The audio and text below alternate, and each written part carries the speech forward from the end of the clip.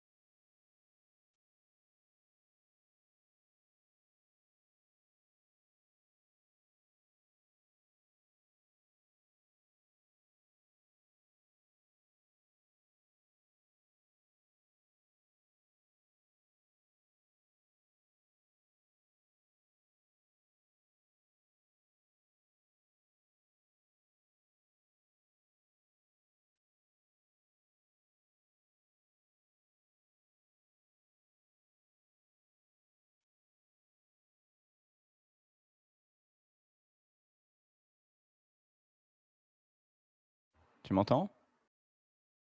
Très mal, on t'entendait pas, mais maintenant oui. Ok. On va la faire comme ça alors, là c'est bon?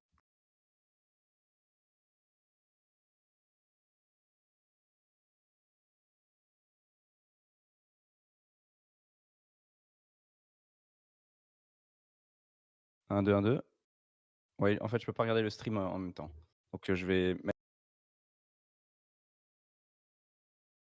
results from day 2 and day 3 today, about the overall results as well, and about the task and a small surprise for you at the end of the briefing.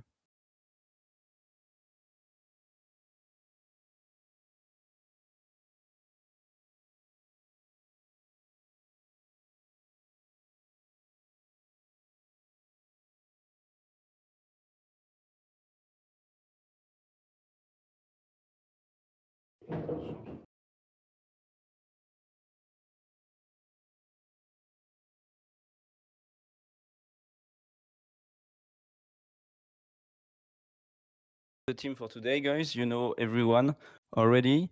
I would like to thank them again for the scoring issues that we had and for the small issues that we had as well yesterday evening. About the servers, you may go on Timothée. Sorry, we don't have any sound back to the On pitch as well, so there is a small delay on the slide.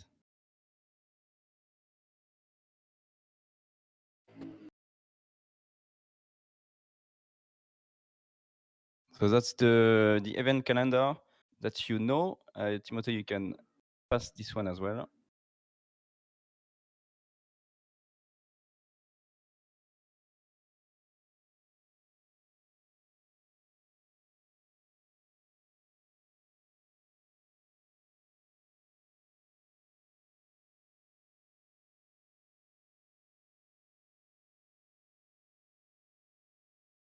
So sorry for the delay, guys. Jean-François, you may extend the servers by 5 minutes, I think. The schedule of competition day, you know it as well. You can go actually to the additional information slide right now, so we don't lose too much time.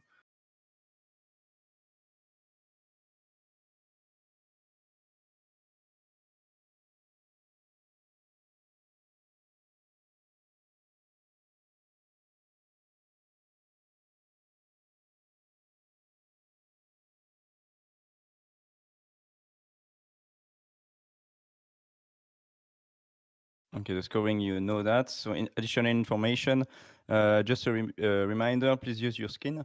Especially for Japan, you have 2 skins available, Nobuhiro. Skins are available on Condor Club, still running on version 2.1.7 for Condor, and A2 version 0.8. So you know it, the scoring issue is solved, and we have checked all the penalties, and we have submitted the penalties to everyone, and they are on the website. So we are waiting for the protest now.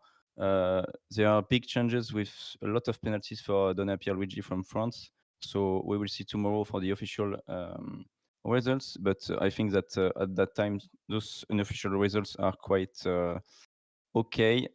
So we'll check probably the penalties to adjust them if they are to be adjusted tomorrow for Donna Pierre. But what we have done with the RGC files is the closest that we could have had tonight. Day 4 should be unofficial tomorrow at 12 UTC and official at 18 UTC if there are no complaints. The server problem at 20 UTC, so 8 p.m. UTC yesterday evening for the open event. It was solved within 40 minutes.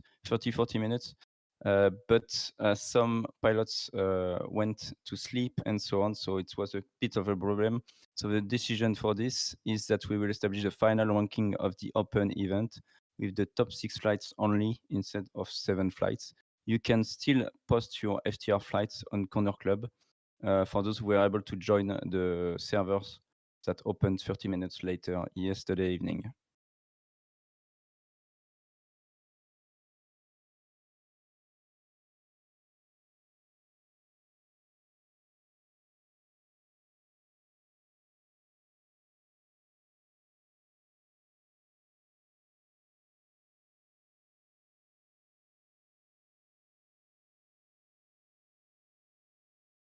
Okay, that's the results that we have for day 2. So still unofficial, but that's the closest that we have right now. So dropping from the podium is Donna Pierluigi, who was the first pilot on the podium. So we have Arne Martin Gutler from Norway joining the podium with 142.1 kilometers per hour. Johan Juranienen from Belgium second with 142.5, and as well Benfest with 144.3.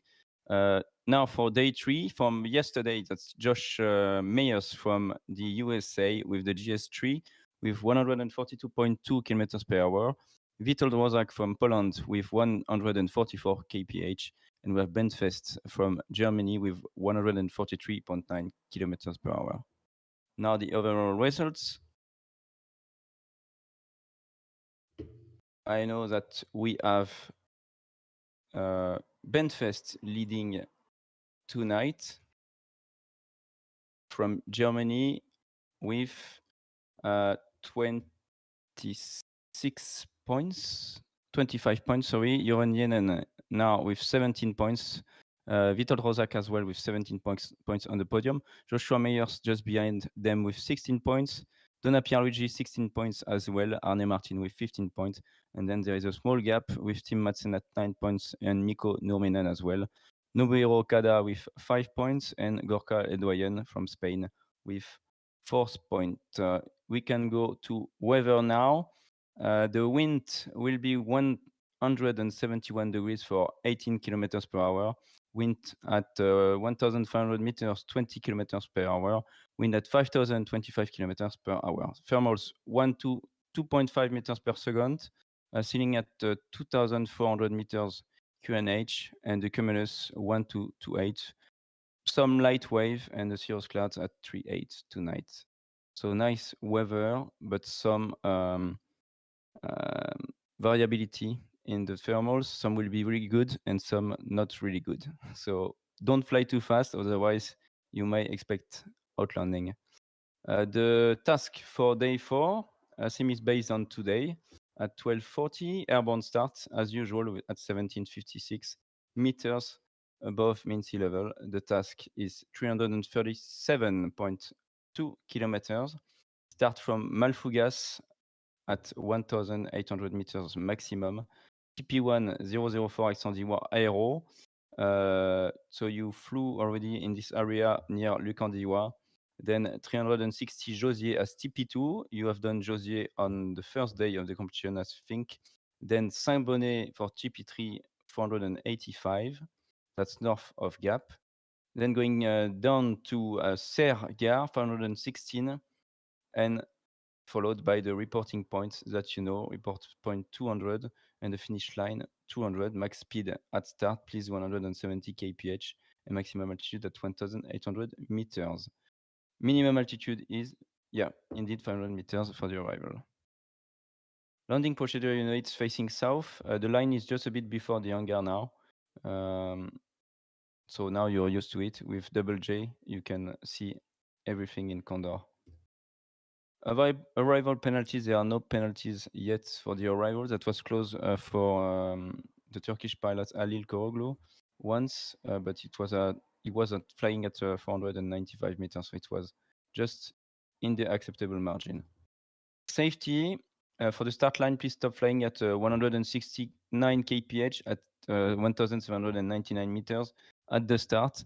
It's always like this. We have too many penalties, and it costs a lot, as you can see, the penalties at start. You don't have anything to win at start, and it's probably even better to be a little bit behind than the first one to cross the line, actually. So please manage your energy efficiently. If you have an excess of energy, it might be a problem. Outlanding, don't push too hard, especially today, and make a proper landing circuit, please. There was some low-flying gliders yesterday on the valley near Seine, and please check that you always have available feeds in front of you. Thermals, same comments, watch out for others. You never know what will happen in 30 seconds, so you should always look inside in each thermals. Some example from the safety. We had Kilo Hotel yesterday low in the Ubay Valley, so that's in Barcelonette. Echo Uniform Sierra low on the parcours with Mike Yankee or Romeo, and same for Romeo Sierra Tango, but more or less okay with some field in near Seine. It was as well the same for some pilots near Puy-Moisson and Vinon, but it's flatland, so it's okay for us. Generally, a very good behavior for everyone, so thank you for this. We have a surprise for you, special guests for those following the live event on the FAI SGP channel. We have Thilo Oligos, who is right now in Saint-Auban. He's the CEO of Champion, of course, and the reigning Sailplane Grand Prix world champion, and currently fighting for his title in Saint-Auban. So he will be with us tonight for approximately 30 to 45 minutes, I think. So please stay connected, and you may ask him some questions on the chat, and we will ask him those questions. Thanks a lot. You may join the servers now. They are open. Enjoy the flight, everyone, and we see you in 5 minutes while the gliders are taking off. Thanks a lot.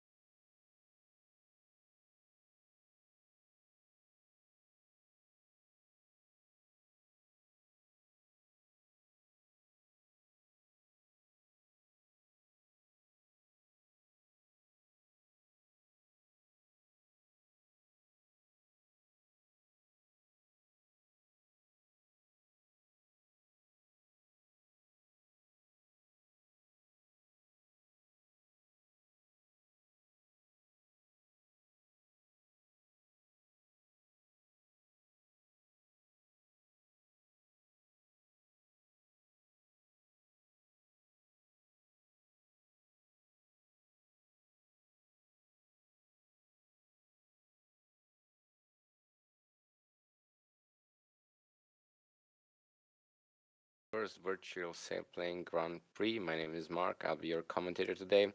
Joining me shortly will be also Antoine, and we will bring this competition day live to you back.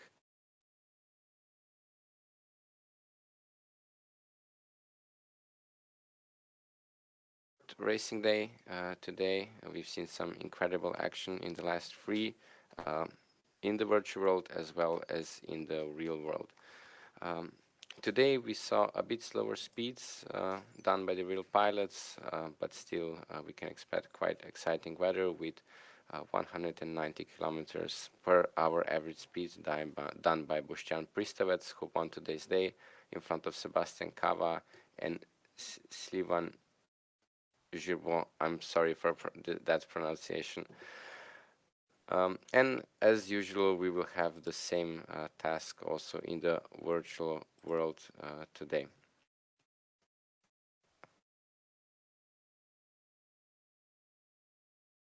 So the task will be 337 kilometers long. It will take us to the north.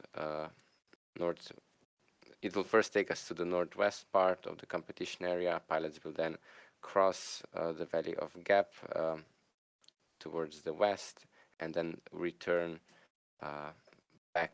first back west, and then to the south back to the airfield.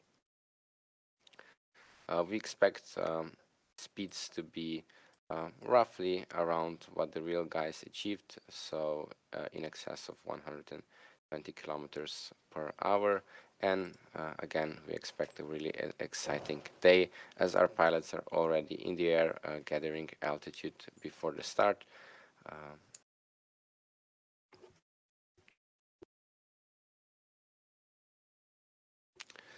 Race will start in exactly 14 minutes from now.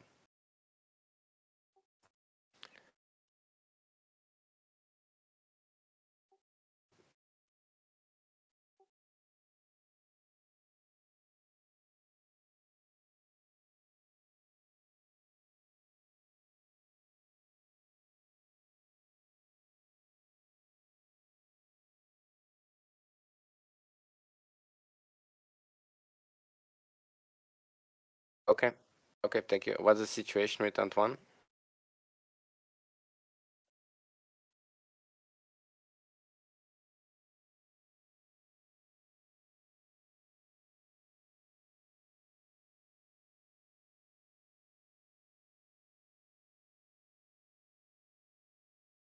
Okay, put me back live.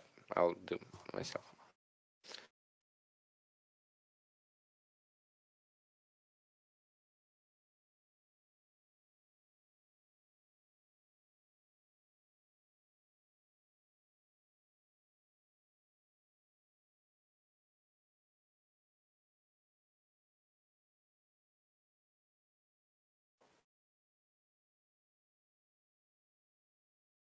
So yesterday we saw, for the first time, a bit different winners on top of the virtual classification, with Joshua winning with a quite impressive speed of 134 kilometers per hour.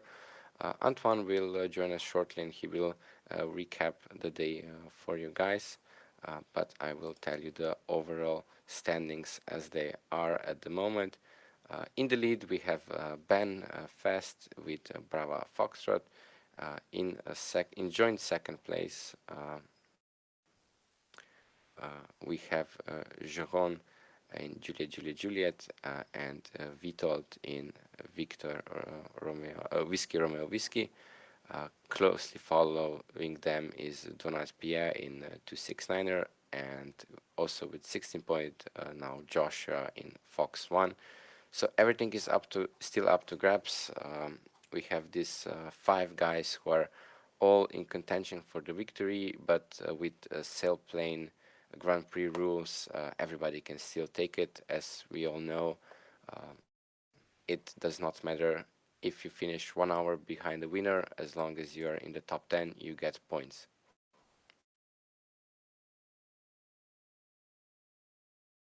Looking at the weather conditions, On the screen right now, we can see Donald Pierre is now terminaling a decent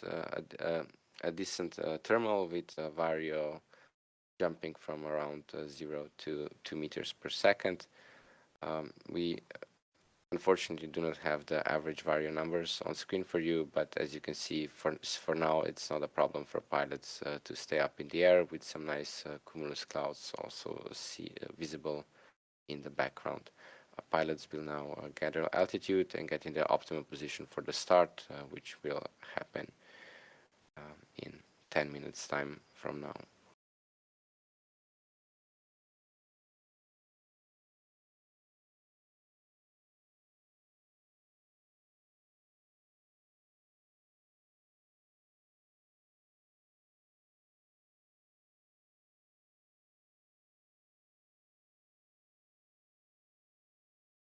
Today we will also try to bring you some images from the cockpit. Pilot of the Alpha, Mike, is also streaming this event live. So Arne has a Twitch channel, which you are all welcome to follow if you want to see from first-person view, and we will try to include some of these images in the live stream as well. As you can see them right now on the screen. Arne is actually flying with Oculus, so this gives us a quite unique view and new angle to follow the race from. As you can see, Oculus really brings the feel of actually being there in the glider, and it also allows for better situational awareness in flight. As we unfortunately saw yesterday, we had one mid-air collision. Pilots are told to fly as it was real, so this kind of stuff is closely monitored and also mentioned on the safety briefings before the flight. Alpha Mike is now already on 2,400 meters above mid-sea level, so a really nice altitude achieved by all the pilots so far. The starting climb maximum altitude will be 1,800 meters. Start line is 5 kilometers long, and pilots can only cross it once the start timer goes down to 0. Just to refresh all the starting rules right now, pilots have to be on the right side of the start line. So in today's case, that's on the south side of the starting line 1 minute before the race commences, and once they start, they cannot turn back, even if they started a bit too soon. This is so we avoid any mid-air collisions with gliders flying in different directions at high speed. Start speed is limited to 170 kilometers per hour, and each kilometer and each second, if they start too soon, is harshly penalized, so it's not really worth it to take the risk.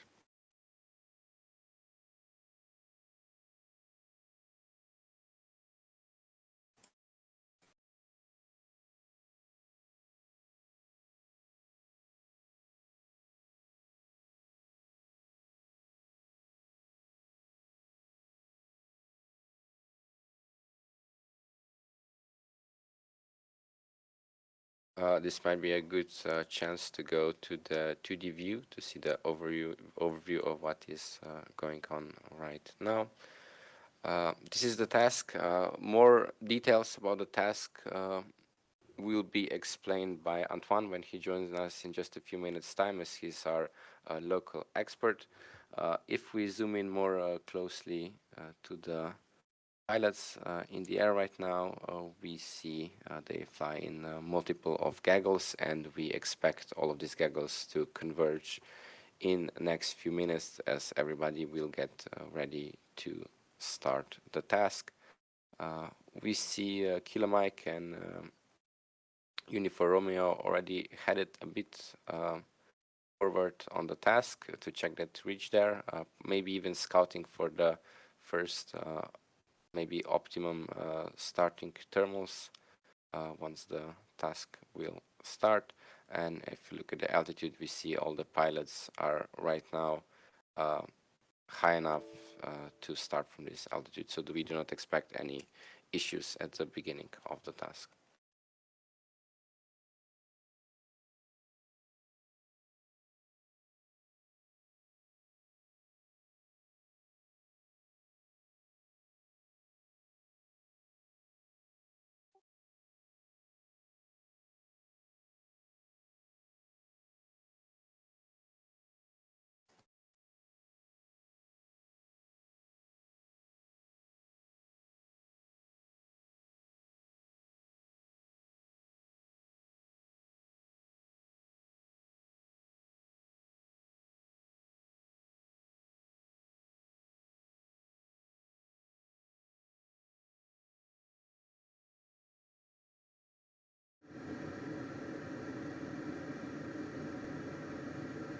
Go back now to the live footage from the cockpit, as we see pilots now just below the cloud base.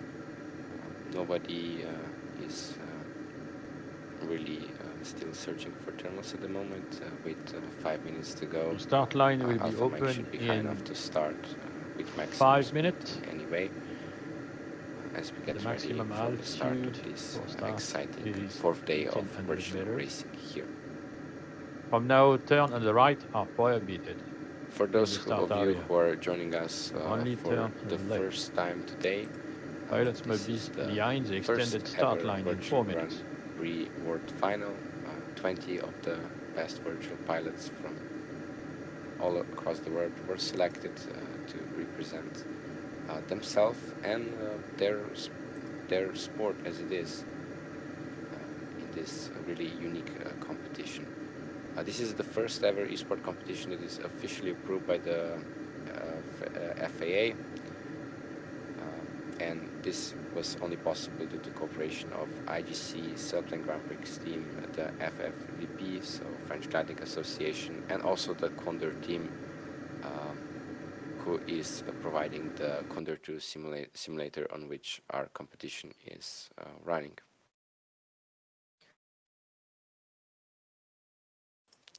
Rules are exactly the same as for the real race, including the wing loading, starting time, starting procedures, and of course we also have the exactly same task as the pilots flew in real life today. And I'm told we will also be joined by a pilot from the Sailplane Grand Prix.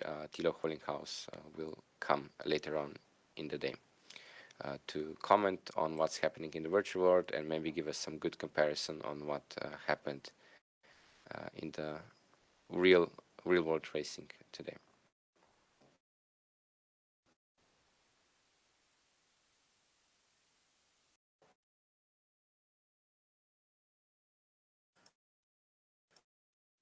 Good evening, Mark. Can you hear me?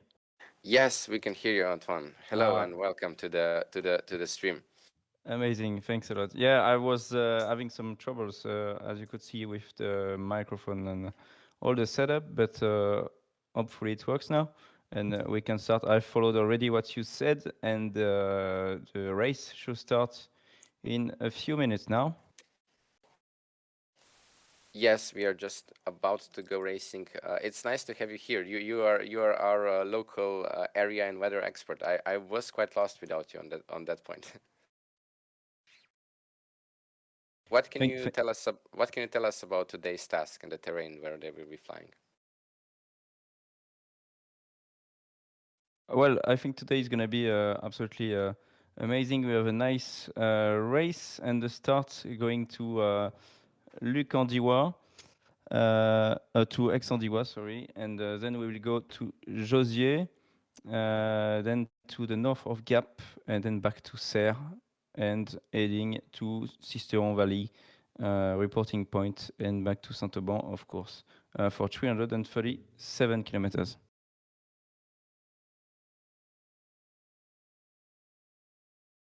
Have you been following the real race today, the non-virtual Sailplane Grand Prix?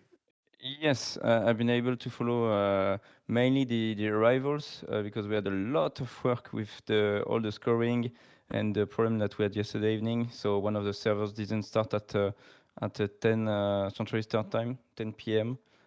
So we had to rush to find a solution, and we could restart the servers, but it took a little bit of time in the end. But hopefully everything worked, and yeah, we had to deal with this issue with scoring with the review of the penalties as well, because there were quite some penalties for the last 3 days now that the scoring is working properly.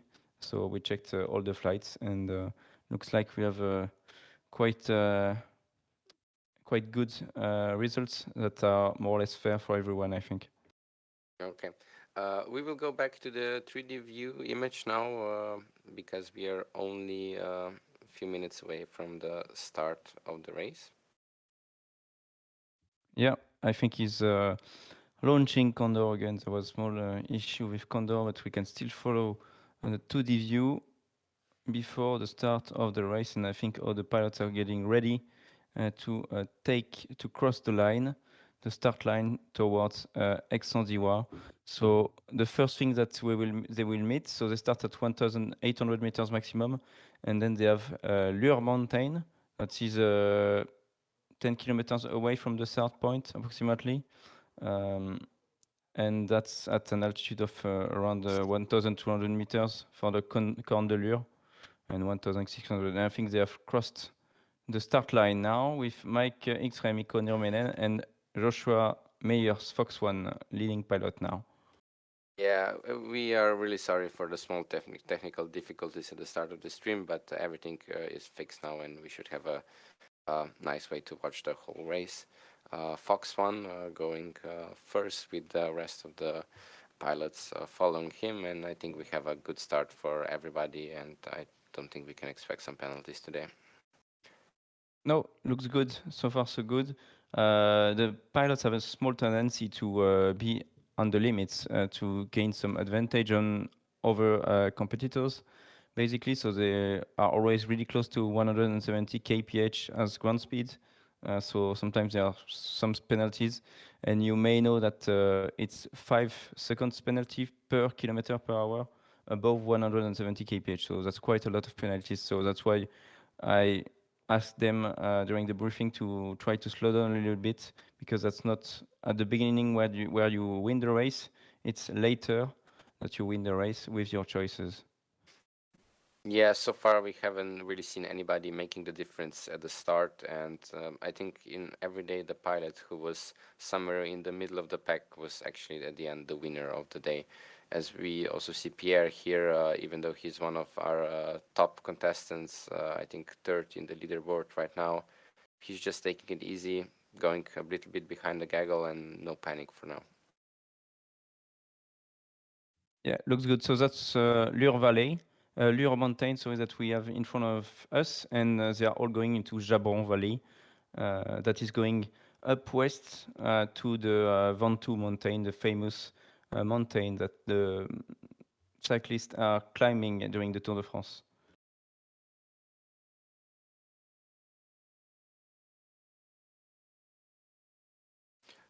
We will also bring you the flight of our Sailplane Grand Prix daily winner today. So Boštjan Pristevec won the day because pilots have the exactly same task and roughly exactly same weather. We will be able to compare how our virtual pilots, what kind of lines our virtual pilots will choose compared to what pilots did in real life. Yeah, that's going to be interesting to do, indeed, Mark. There was an amazing flight, to be honest, today, and the arrivals went pretty quickly as well. I followed the live with Benjamin Neglet and Brian Spreckley on the FAI channels. And that was really good to watch, and walking at the same time on the virtual Sailplane Grand Prix was nice as well. Yeah, of course, we are happy to all of you viewers back home all around the world. Also, if you are following this virtual race, don't miss out every day on the real world racing, and of course share the stream. The more the merrier. We wish to bring this new aspect of gliding to the wider community, and I think it could be a nice way to spend the evening watching the exciting virtual race for everybody who loves our sport.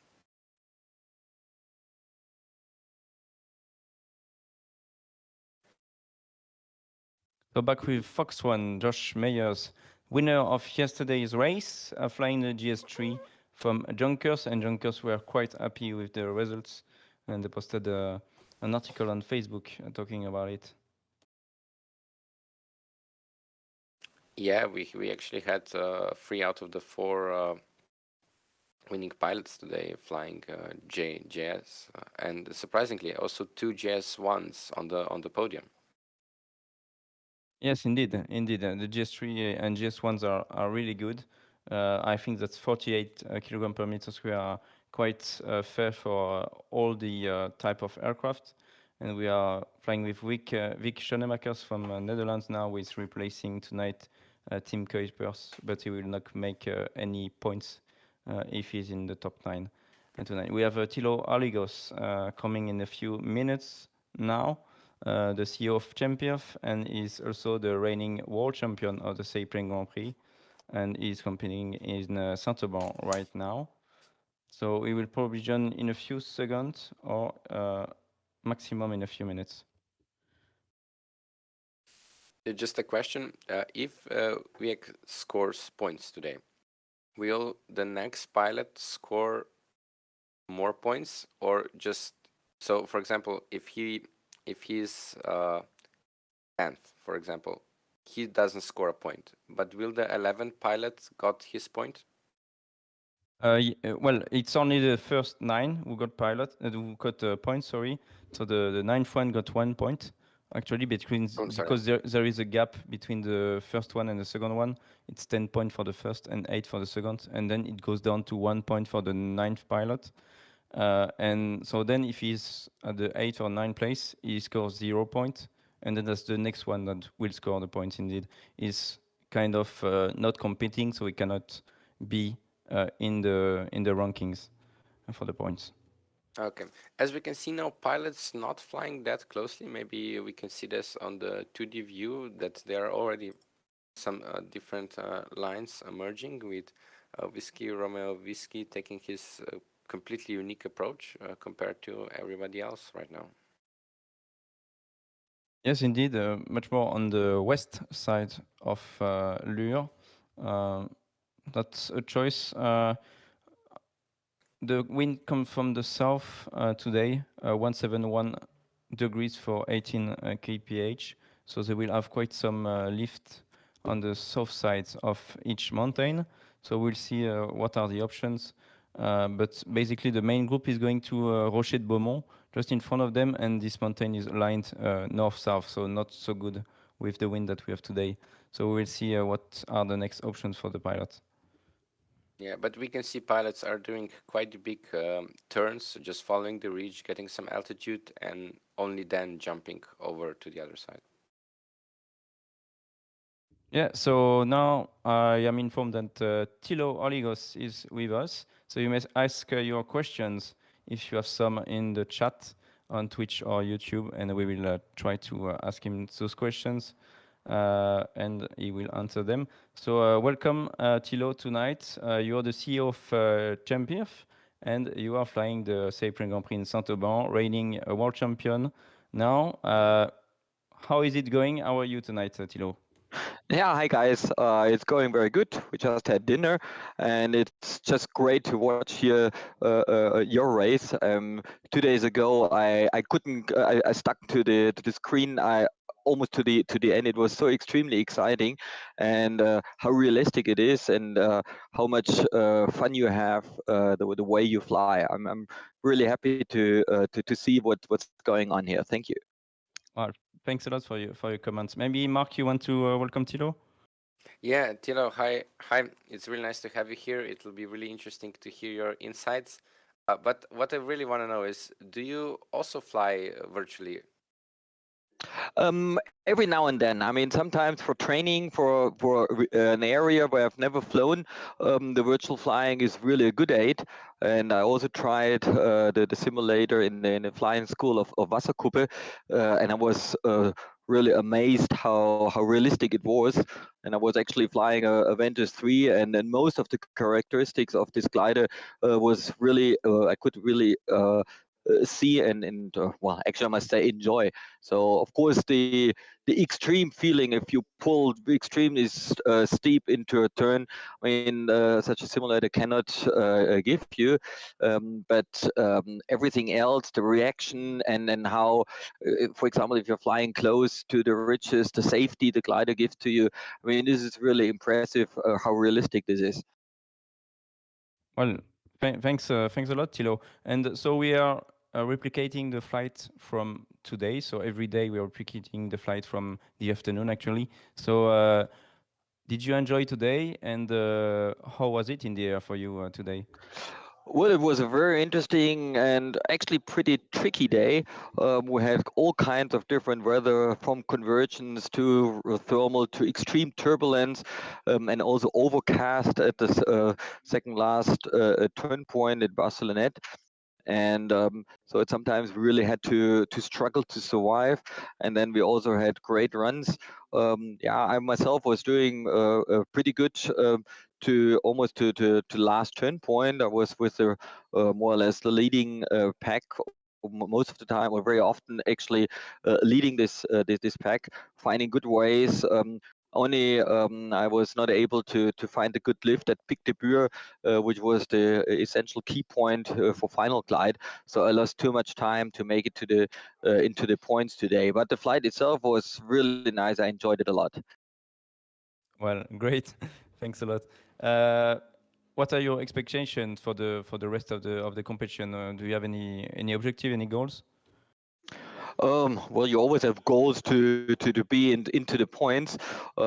This year, I mean, I struggled a little bit, maybe too much pressure. I don't know. However, I still have a lot of fun, and this is for the remaining days. I mean, flying in this area with such an extreme high quality pack of pilots. This alone is already a privilege, which I enjoy a lot. And so we hope that we can still fly the next 3 days. The weather is, well, not so good for tomorrow, especially for after tomorrow. So we hope we can still fly the next 3 days. For myself, I mean, I hope for difficult conditions. I like tricky days where you need a lot of own decision, which is a bit of the key point in a Grand Prix, where you really need to make your own decisions, not just following the others like it is sometimes in other competition. So if the weather is not so good, you have of course automatically much more options to fly, as you can see here also in the virtual race. Thanks a lot. We have a small question on from a guy on Twitch, and he's asking, of course, a question about ShemIF. Uh, can you tell us more maybe about the future of the company? Do you plan to build a new glider soon? What are the plans, basically? Yeah. Well, we have always a lot of ideas, and I almost expected this question.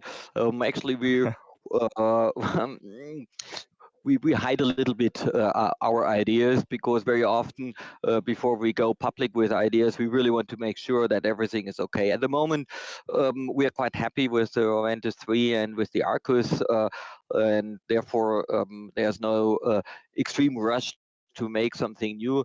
And it's also a little bit difficult. We don't know exactly where the competition is going to. For you can see the Grand Prix racing is completely different than, for example, the classical competition flying. And if people tend more to go Grand Prix racing or e-glide racing or classical competition, that's of course a big question for us, which is a key point for making the decision for the next glider. Yeah. Yeah. Go ahead, Mark. Sorry, I found this what you just said really interesting, because in the last few years, especially from Schimhirt, we saw many new models of gliders with, for example, FES installed, so they're capable of e-glide competitions. But would you think a glider designed specially for sailplane Grand Prix style racing would be much different from, for example, Ventus 3? It's difficult to say. I mean, with the current rules we have for the Grand Prix, I think the Ventus 3 is already pretty much the optimum. We probably wouldn't make it big difference. However, if the classical competition would change, for example, if other limits like wing loading, weight, or whatever would play a role, then of course the glider would look differently. And that's also a big question at the moment. Also, if we design the glider to maximum wing loading, or to having a fixed wing loading where you can play much more with the aerodynamics. Yeah, very interesting solutions indeed. You must have so much ideas. It's clear that you cannot unveil everything for sure. I just want to take the opportunity to thank you for the job that you have done with the Arcus, because I think seriously that it's the best double-seater that we have now on the market. It's absolutely amazing. You can fly really fast with it. You can climb really well as well, which is not easy for a double-seater. So just thanks to you and the team. Never had the chance to try the Ventus 3 yet, but I'm pretty sure it's as good as the last Junkers, and yeah, the Ventus 2 is already amazing. So I can imagine for the Ventus 3 how much crazy it can be in the air. Well, come to Sonderborn, and after the flight, there's still an hour or so left. You can fly my glider. You're more than welcome. Well, thanks. Well, but yeah, and thank you also for the comments for the Arcus. Well, you're right. I mean, the Arcus is designed to have fun, and last year with COVID, we were not allowed to fly two-seated unless we were flying with the own family. So I flew a lot with my daughter, and I took the opportunity to fly the Arcus, and we really had a lot of fun making big flights with a glider, and you can really make a lot with that glider, especially if you're in the mountains, if it is tricky conditions, you need maneuverability and performance and speed. So this is yeah, we enjoyed it a lot. Yeah, that's for sure. Mark, do you have any more questions for Thilo? No, I must say I really it was a really nice insight of what you said, and if I can touch the last comment, I hear a lot, and also from my own experience flying Schimken gliders, you really make gliders pilot friendly and enjoyable to fly, and I think this is really appreciated throughout the whole gliding community, and yeah. Well, that's all about. I mean, having fun in the gliders, that's the most important thing we need to have. And whenever I sit in my Ventus, especially here in this great mountains, and with this surprising good weather, I mean, I just have a big smile on my face. Thilo, another question from the chat. What do you think is the most difficult thing in the Sailplane Grand Prix when you race? Yeah, that. I mean, you need to be extremely precise. You need to be extremely focused, and it's normally only 2 hours or 2.5 hour flight, but you're completely exhausted after these 2 hours because, of course, with these short tasks, you need to be concentrated, and every little mistake will immediately cost you a couple of positions. So focusing on your tasks is of course one thing.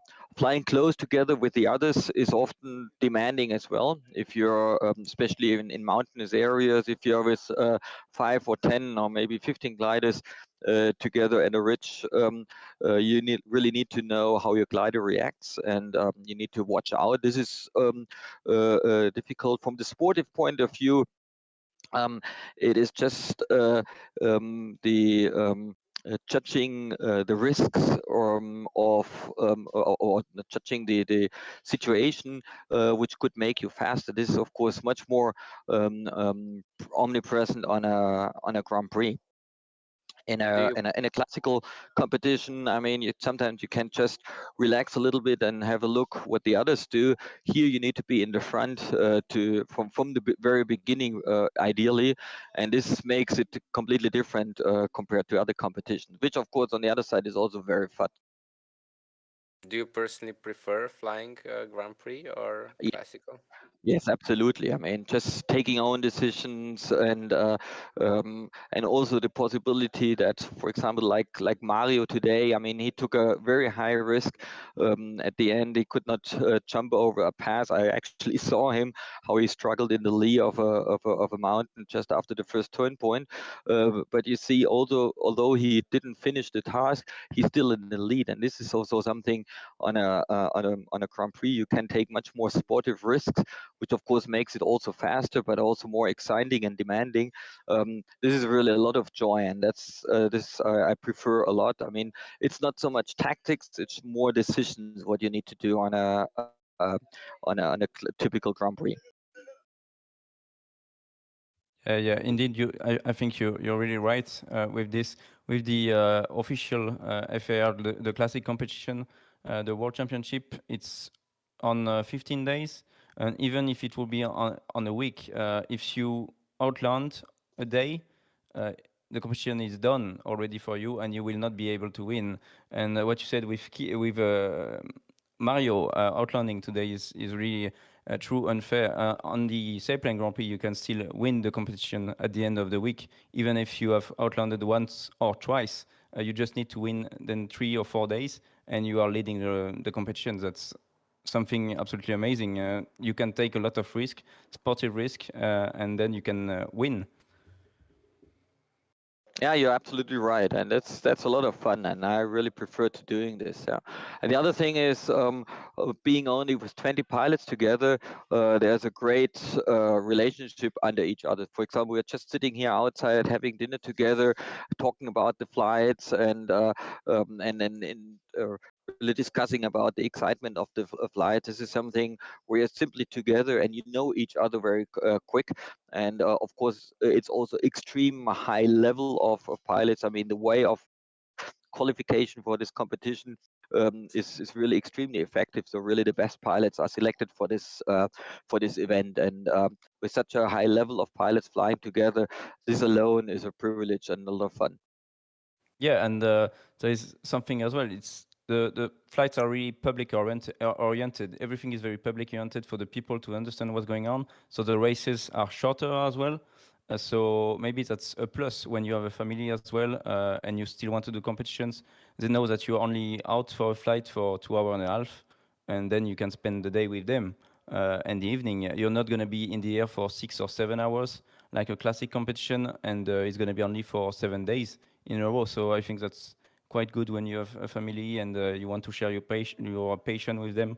So yeah, I think that's a good concept that started in 2005 now in Saint-Aubin already. Yeah, I think everyone enjoys it. Yeah, and I think it's also very good for the public because we can show with the Grand Prix, well, the excitement of our sport, the speed and the elegance. Also, when we come back and have this really exciting passes when we fly over the airfield, and you can actually see who's in the lead, who's winning, and you can be, even as a spectator, you can be part of the game, and you're really into it. And this is what our sports, which is for our sport, is I think extremely important to show others what a great sport we actually do. Absolutely. There is another question about today again, about today's race. Uh, what was the key for the speed today? Dynamic versus thermal? The role of the wing load, did you have to drop some water at some point during the flight? Fortunately, I could keep my water. I was close to drop it in Barcelona, where we had a complete overcasted situation, and we struggled with 0.7 climb. It was quite dynamic. On the one side, you could see how the leaves were moving. It was very turbulent. On the other side, the ridges were not working as good as we expected. On the other side, we had great thermal conditions, and sometimes we even had convergence. So we had a fantastic cloud street leading to the first turn point, which gave us an enormous speed still climbing. So that was quite exceptional today. The key point was already at the beginning. I mean, the first lift just 10, 15 kilometers after the departure line was quite essential to make it to the clouds base to get hooked to the cloud street, which led us to the first turn point. And some of our competitors were not able to catch this first lift, which was in rich altitude, extremely turbulent, and so they had to fly around the ridge to the lee. The lee was still there, the loop was not working so good, and that was really one of the key points just at the beginning. And then we had a couple of extreme weak situations, as I said, in the Barcelonette Valley. Also at the second last turn point, it was overcasted and we needed a long glide. We had to fly very close to the ground, which also which actually caught me. I was not able to catch the last good thermal, being a little bit too low and especially being too impatient. So there were a couple of real key points today. So exciting race. We have another question from the viewer. He's asking, what tip would you give to somebody who is switching from just gliding around the airfield to his first performance flights, either that be competition or high distance flying? And he's asking specifically for the tips about flying 80-meter class for the first time on the like high performance level. Well, I mean, from having no experience from pattern flying directly to competition flying is maybe a big step. So maybe you should put a couple of intermediate steps in between. I mean, a good idea always, I mean, if you start competition flying or cross country flying or sportive flying in general, is to as we do here, to go really on the virtual side and look how it works. You can learn a lot. You can also watch on the old C or on the V-Glide how other pilots manage flights on special days in your area. That's extremely helpful. Talking to other pilots, of course, is always a good idea. And then just being self-confident and fly well, a little bit away from the airfield, maybe at the beginning, always with a big margin for finding landable fields or ideally airfields is a good idea. And if you actually go to competition flying, maybe you start with a smaller competition where it is very friendly, and when people talk to you and tell you what to do, and you discuss the flights after the landing, this is very helpful if you just profit from the experience other people have already. On the other side, making your own experience is also extremely important. You really need to get out of your comfort zone, just to always try something new. And maybe the most important thing is simply being curious what could happen, and that's probably the best motto you can have.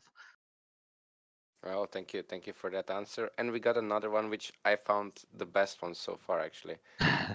What would you add to the rules of Sailplane Grand Prix if that was in your power? Oh, actually nothing. I'm quite happy with the rules we have nowadays. I really don't know what could be better at this time. So you think the formula is good as it is, and if somebody on your performance level says that means we really have a good competition format on our hands.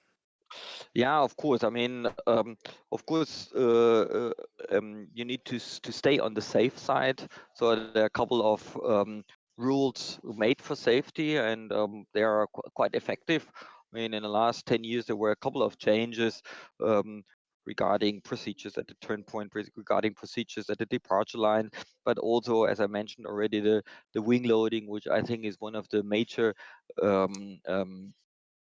safety aspects which were taken in the last couple of years. Because if you fly with many gliders close together and everybody has the same wing loading, you have the same relative speed, and therefore it is easier to stick close together. And of course, if you fly in a mountainous area and you don't fly with extreme heavy gliders, you still simply have a higher safety margin. So I think that was a very good approach to go for this limited wing loading. On the other side, I mean, regarding the other rules, now I can't really see what could be improved these days. Maybe we need a couple of more people trying this kind of format, because whoever took part in such a competition at this at the last day, and he had a big smile in the face. So I think it's a great format. I really like it. Yeah, Mark, Thilo, I have another question. 2 days ago, the Belgian pilot here on the virtual race is made an absolute amazing job. He was leading throughout the whole race, and he lost his leading place at the end of the race and finished on the podium at the third place. And there was an idea on the chat questioning about what if we give an extra point to a pilot of the day that would be attributed to the public or maybe to the organization team as well, for the guy who was made the most spectacular or was worked the most during the flight or something like this. What if we had a point for the pilot of the day, basically? Well, actually, this is basically already now possible. I mean, there's a possibility the director can give an extra point for a special achievement. Normally, it is done on the last day. For the winner of the last day, you have not 10 points, you have 11 points. But we Indeed. also had already Grand Prix where we simply had bonus points. For example, the one who is reaching the first or the second turn point as first one, who gets a bonus point. This makes it actually very, very exciting, because everybody, of course, can go for this bonus point. And if you make, for example, the second or the third turn point a bonus point, turn point, then it's a speed race in the complete race, and it's an extra challenge. So I really liked this way of flying. We did a couple of times. Right. Thanks for your answers. We can see the pilots now heading towards the first point. Still some gaggles, mainly west part of the first track, and then on the east part, much more near Cabre, called the Cabre and the Aspre Valley.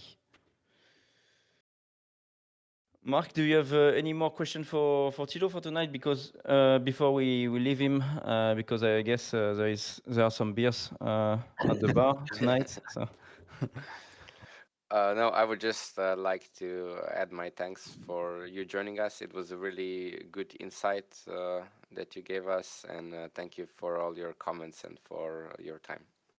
Yeah, you're more than welcome. And I like to thank you because you're doing an amazing job here with this virtual race. It's really extremely exciting. And and if you talk to the pilots, I know some pilots who have club members actually taking part. And the way how motivated they go into this race, this really encourages me, and I really like to see this. I'm quite happy that you're doing this great job. Thank you very much. thanks for your words, Thilo. Enjoy the evening with everyone, and maybe I will see you tomorrow, but not in the Ventus, probably on the ground. See you. Okay, well, hopefully we can see us tomorrow. Okay, thank you. My beer is Yeah. waiting, and have fun, and hopefully the best wins. And I'm sure the exciting part of this contest today is still lying ahead of the competitors, and I will watch it and be excited how you will actually do it. Have fun. Thanks a lot, Thilo. Bye bye. So that was Tilo with us for the past few minutes. I'm sure we all got some really interesting information. But now it's time to focus on the racing. As we can see, Fox One is currently in the lead, and he's just about to turn our first turn point.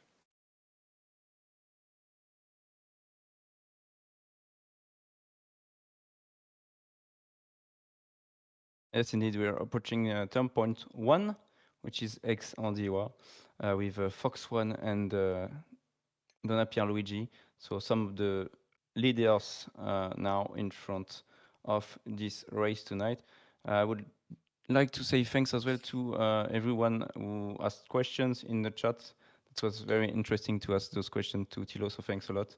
And you may continue to ask questions now for the race.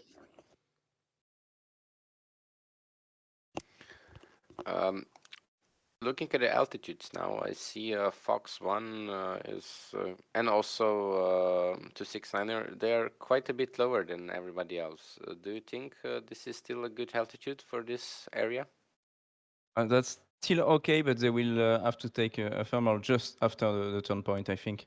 But they would probably have. It would have been better to take one before because the wind comes from the south for 18-20 kph, and now they are gonna have to fly to the east, southeast. So yeah, it would have been maybe clever to fly and to climb before.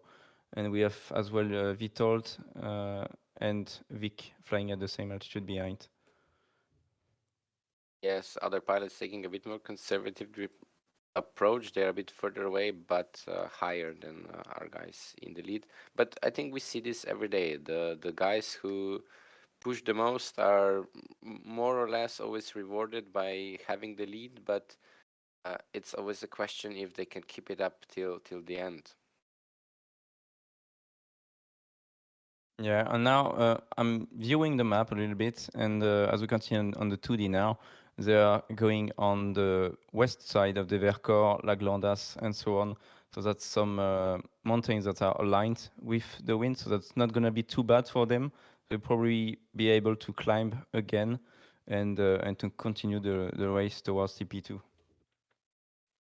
At this point, I would maybe ask our director to show us the flight of Boštjan Pristavec, so today's winner in the real world Sailplane Grand Prix, and maybe we can compare some of the lines. Yeah, so we can see turn point 1, top left of the image, and then he didn't go to the mountains like what the other pilots are doing in the virtual race now. Is made a U-turn to go back in a following a southern route. So not the same for now. I think though that the way up to turn point 1 was approximately the same for the pilots in the virtual. Yeah, we will keep following the lines, and we will do the comparison also as well at the later stage of today's task.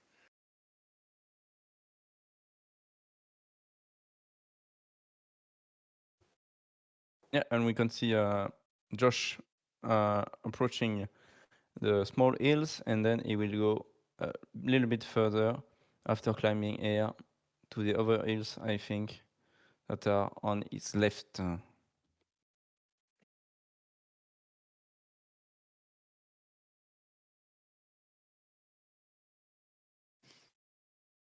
Yeah, Fox One now found a thermal where you said there might be better conditions, and with other pilots following him, I think that also gives them confidence that they can find something to work with.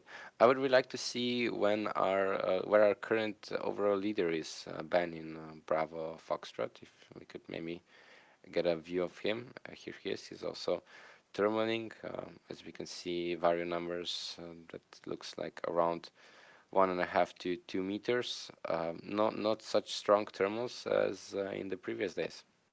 Yeah, it's weak thermals, but with high variability in the game. So they will have thermals between 1 to 2.5 meters per second, while yesterday it was much more around 3, maximum 3.5 or 4 meters per second. So that's 1 to 1.5 meters less than yesterday for each thermal. But judging by these images here, Ben and in fact the whole group here is in a quite bad position. We saw our leaders are way up in front, and we have another group who is roughly the same distance from the turn point, but much higher. So our overall leader in trouble today.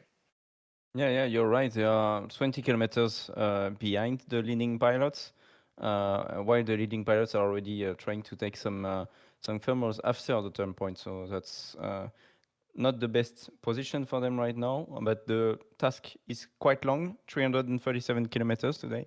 So they will have to stay focused to be able to catch them back in a few dozens of kilometers.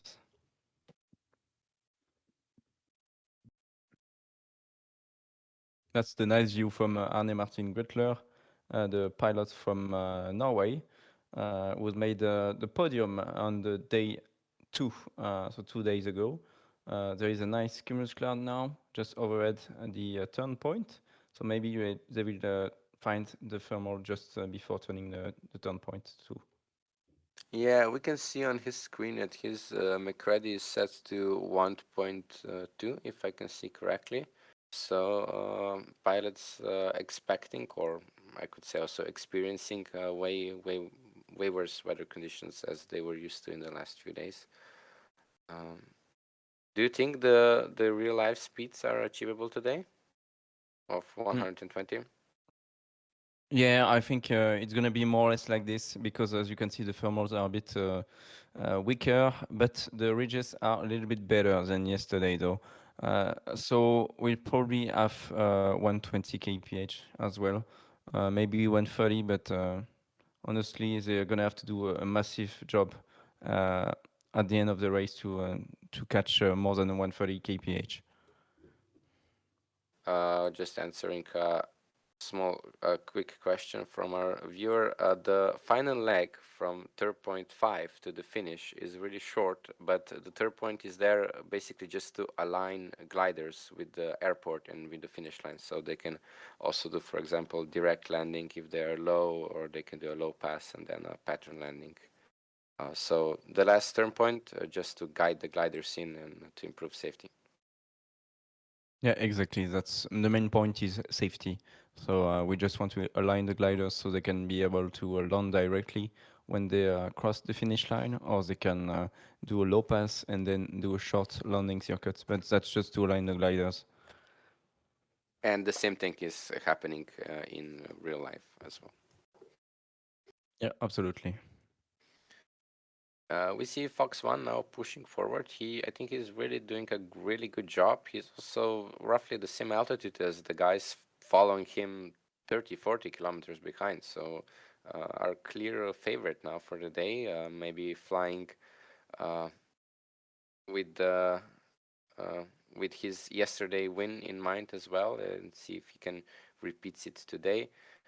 As behind him, Donat Pierre is now, I think, the pilot with the most altitude from this leading group of people. Yeah, and actually he's on a really good ridge that you have in real life.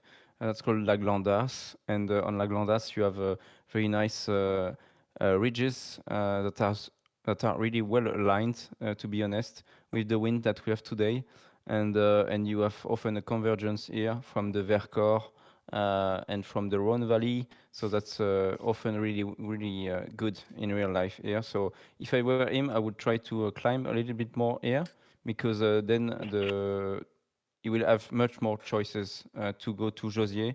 I think I would go to Pic de Bure as quick as possible, and then cross the mountains and the valley of Gap to go to Morgon probably, and then jump on Le Grand Bérard. But we'll see what the pilots will do later today. Could we maybe switch to the 2D view just for a second to see what kind of spread do we have now? So Juliet is now the first pursuer of our leader. As we go further back, we see Bravo Fox is quite far behind. and some pilots still haven't taken our first turn point yet. And the group that's behind is actually on the same altitude as the guys in front, so they are really in trouble now. If they will have to speed up if they want to catch up with the guys in front.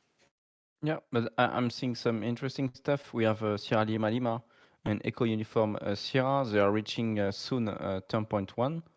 Eco Uniform Sierra already passed turn point 1, and they are at more than 2,260 meters for Sierra Lima right now. So they have quite some energy to go to La Glandas and then to continue the route.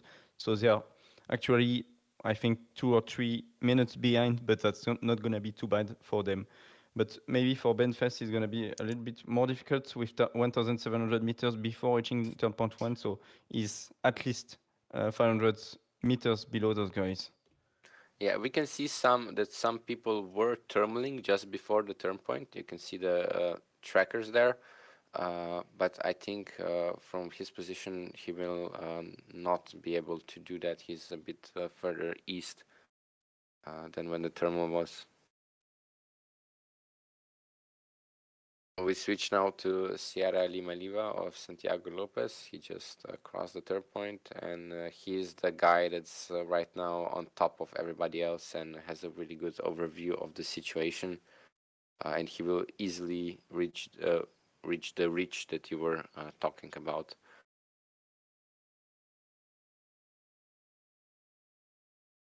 Yeah, and now Benfest, the leading pilot of the competition with 25 points already, is heading to La Glandas like the other pilots.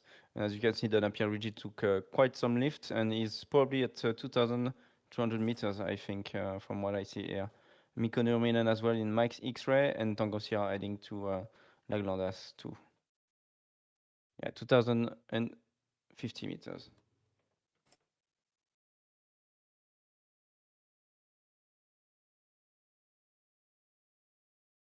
Yeah, so that's the problem. If you exit La Glandas a bit too low, then you have to go through the ridges, which are not so nice to get out of here. There are not a lot of outlanding fields as well in this area, so it's not the best thing to do. But he will manage it, I think, with this reach, and then the next one he will have to fly at 1 or 2 o'clock to avoid it, and then make it through.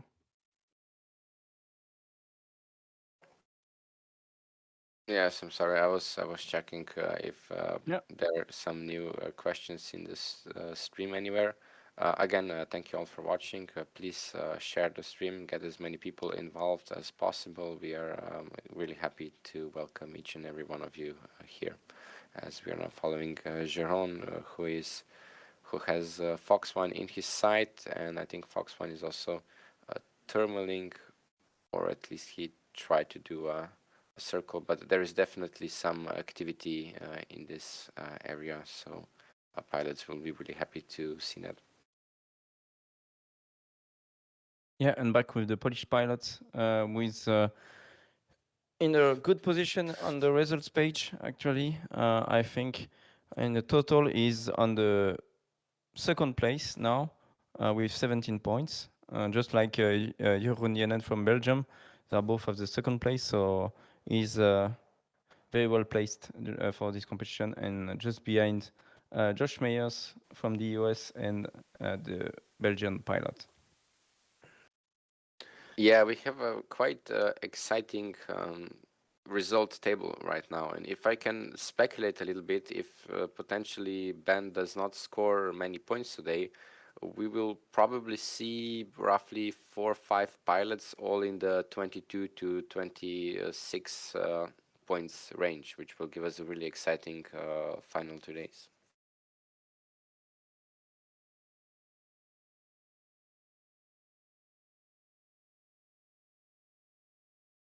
So Antoine, you are the competition contest director for Virtual Grand Prix.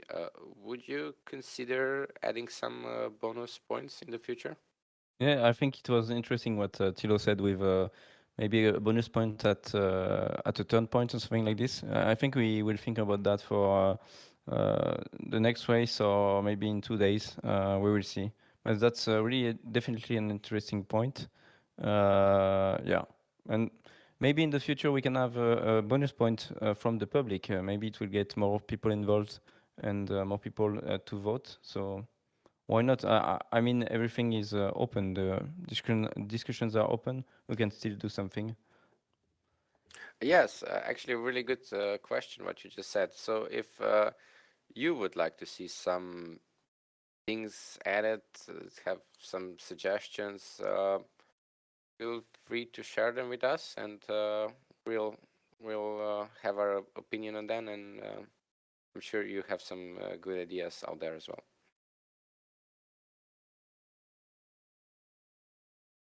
Most of the pilots have now crossed the first turn point and have reached the ridges just behind it. We don't have anybody in any serious trouble right now, but I think we can see now two groups forming as some pilots are beginning to catch Fox 1, and on the backside, people who decided to thermal at the ridge you mentioned have also now regrouped. So we have leading and chasing group. But for the next few kilometers, I don't really see them doing much different things between them. They will just mostly follow the ridges to the second turn point, if I'm correct. Sorry, I was checking as well. Everything. I know. Just repeat the last bit, man. The most important part. Sorry. It's fine. We are now with Alpha Mike, as he has a really, really good thermal. So we see 2.9 meters average. I think this is one of the best we've seen today, and this could really give this chasing group an opportunity to catch up to the leading. Yeah, indeed, a really good lift, and that's just at the end of Flaglandas, and in real life as well. It's just right here at this position that you have a really, really nice lift every day. Like it's really absolutely amazing to fly here. So that's great to see that it happens as well on Condor. Yes, I must admit I've given up on pronouncing French names, so it's really nice to have you here. It's really nice to have you here. But I think we have a French stream as well if somebody wants to listen and follow the race in French. So yeah, exactly, on the FFVP channels on YouTube mainly. Back with Josh Meyers from the US in Fox 1.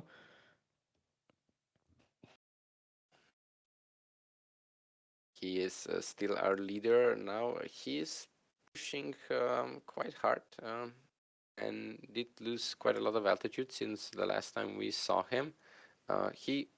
For now, he would definitely be the pilot who would get the pilot of the day or competition award. Do you agree? Yeah, exactly, and is on a mountain that we call Durbona, and it's often quite good as well. You often have a very nice lift here to climb. I remember having one in the SG29. It was a 4 meter per second lift, and it was absolutely amazing. I can remember it with some 6 meters per second sometimes doing this lift. So yeah, this mountain is really nice. I think it's a bit too low. In this area, you don't have a lot of fields. Actually, the next available field is Montmort, or it will be Aspre, but it's behind those mountains, so you need to go around to be able to land safely. Yeah, but I think he found some really good thermals. Yeah. From the beginning of the pull-up till now, he gained, I think, almost 200 meters, and his variant numbers are constantly above 1.5 and 2 meters. Right now, even 5. So I'm pretty sure he will be able to find a good thermal around here. And we see Donat Pierre is really, really close to him. He's only maybe 50 meters below him. When he pulls up, they'll be right together. So we have a fight for the lead now on our hands. Yeah, exactly. So that's great to see, actually. So that means that Donapierre pushed a lot after gaining altitude to catch him up and to try to be just next to him.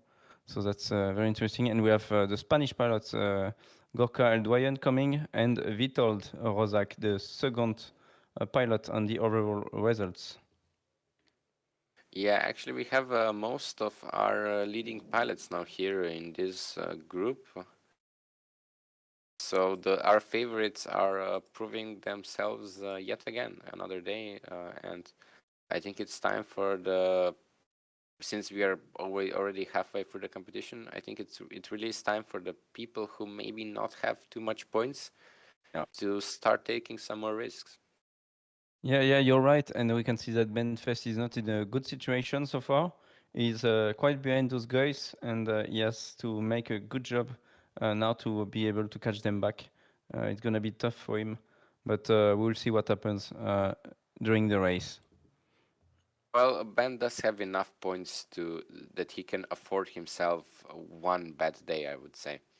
But for his sake, I hope it's not going to be today, because he still has 2 more days to fly after that, and I'm sure he would be happy to keep his points buffer that he worked so hard to get in the previous few days. Yes, for sure. It's better to keep the lead than losing some points every day. And back with Thomas Meyer. He's the only pilot, Thomas from Hungary, to fly the GS1. And well, I have access to the polos actually of all the gliders in Condor, and I can tell you that it's very fair for everyone to fly at 48 kilogram per meter square. And the GS1 is really good at that level, maybe the best one at 48 kilograms. So that's really fun to see that there was only one guy wishing to take this glider, and everyone went for the GS3.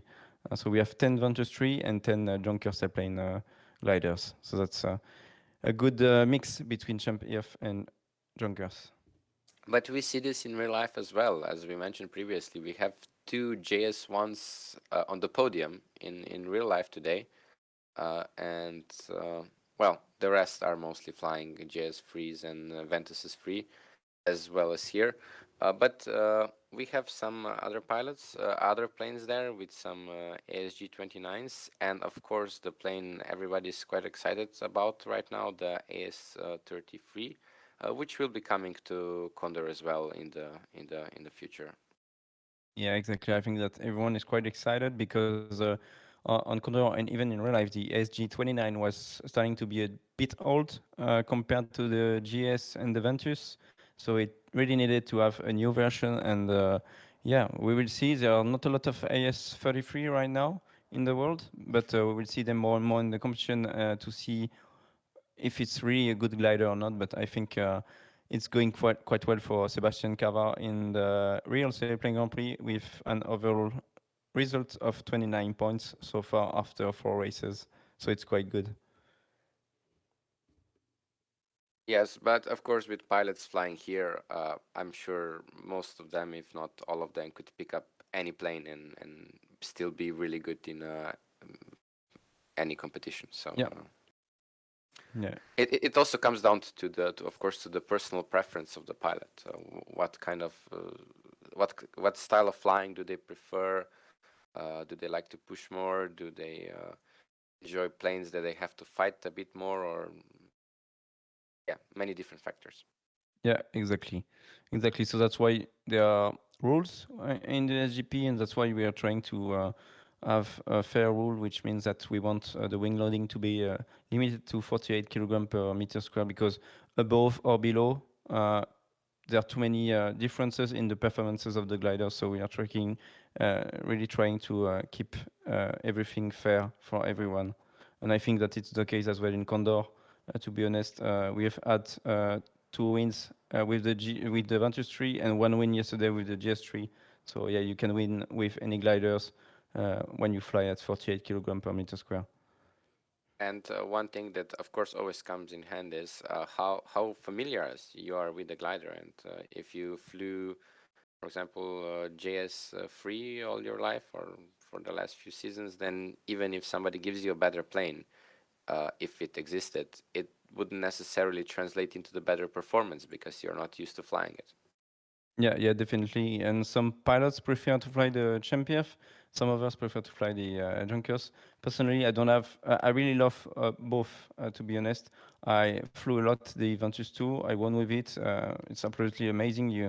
You are just with the machine, and I made as well amazing results with the GS3, and I think it's a fantastic glider, especially when you fly 15 meters. So yeah, they are both amazing. I'm still amazed to see that we can make some progress in the aerodynamics and in the evolution of the gliders. Every time you see a new glider, you're like, yeah, it's the top of the age, and there's not going to be any more improvement in the future. And then 10 years later, then there is always a new glider, or even 5 years later, that is even more amazing than what we had before. So really, gliding is crazy and amazing for all the pilots involved. Yeah, I'm really eager to see when how far we can push. What's the absolute limit in glider polar, and of course also safety and all the new systems we have on board in these days. We saw the Flarm Flash introduced recently. We have more gliders with FES system. The avionics are getting more advanced and allow more functions, and I think we can also expect all of these functions to come into Condor in the following years for everybody to try at home. Yeah, definitely. I think what you said is really key. Like, how far can we go in this? Like, how far can we develop the gliders? Can we be stuck at some point? Maybe we will reach the limit, the ultimate limit, and there will be nothing better than what we can do. So we will see. But yeah, it's always exciting to see a new glider coming out from a factory in Great Britain, in Germany, in South Africa, anywhere. So yeah, it's always amazing to follow.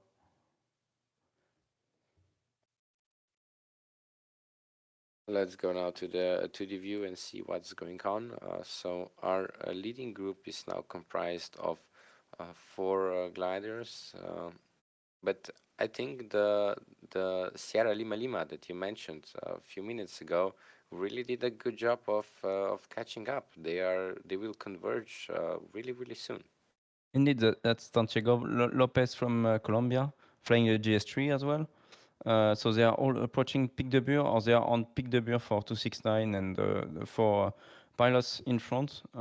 Pic de Bure is a really high mountain in the Southern Alps. That's a key point on the north. When you look north in the Southern Alps, you can see it from really far.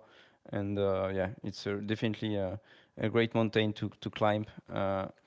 Often you climb at 3,000 or 3,500 meters there, and then you can go anywhere you want in the valley in the Southern Alps.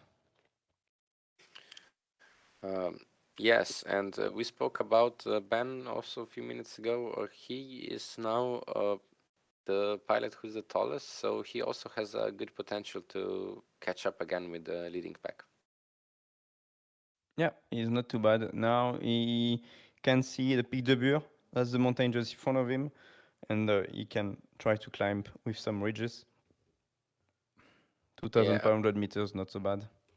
I can tell you who else also has a really good view of that peak, and that is Arne in Alpha Mike. If we could maybe go to his cockpit cam now for a second.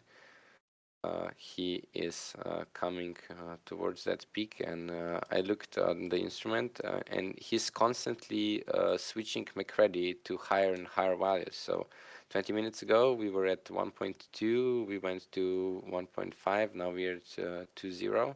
So weather seems to be improving. Yeah, indeed. I think it's gonna get better. The cumulus are gonna be a little bit higher near Pic de Bure, so I cannot wait to see them crossing the valley. And then it's gonna be very fast when they cross the valley and they reach the Grand Bérard. So that's the big mountain north of Barcelonette and of the Barcelonette Valley. I think it's gonna be quite fast there. Yeah, it would be interesting to know what their average speed up to this point is. Well, we go to Vitold, and I'm not quite sure where he is located right now relative to our leader, Fox One.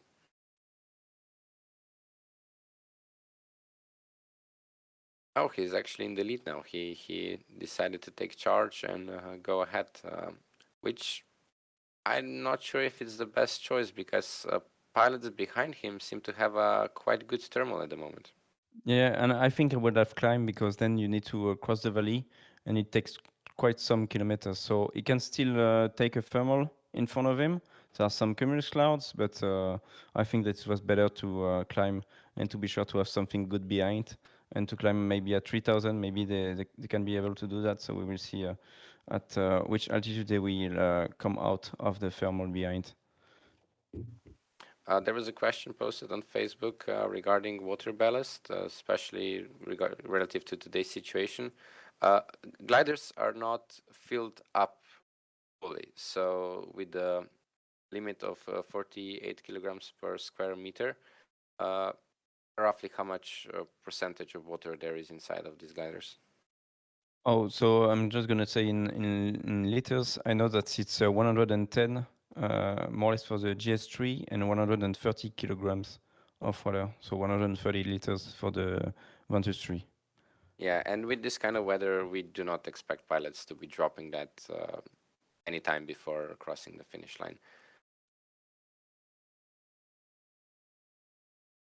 Yeah, you're right. In Condor, especially, it's particularly good when you keep the water. You can always climb even when it's not very good, and you have weak thermals with this water. So yeah, they will probably not drop anything today, and the weather is quite okay. There are a lot of high cumulus, so they will keep it for sure. Yeah, this is one big difference compared to real life. I would maybe say that one of the biggest.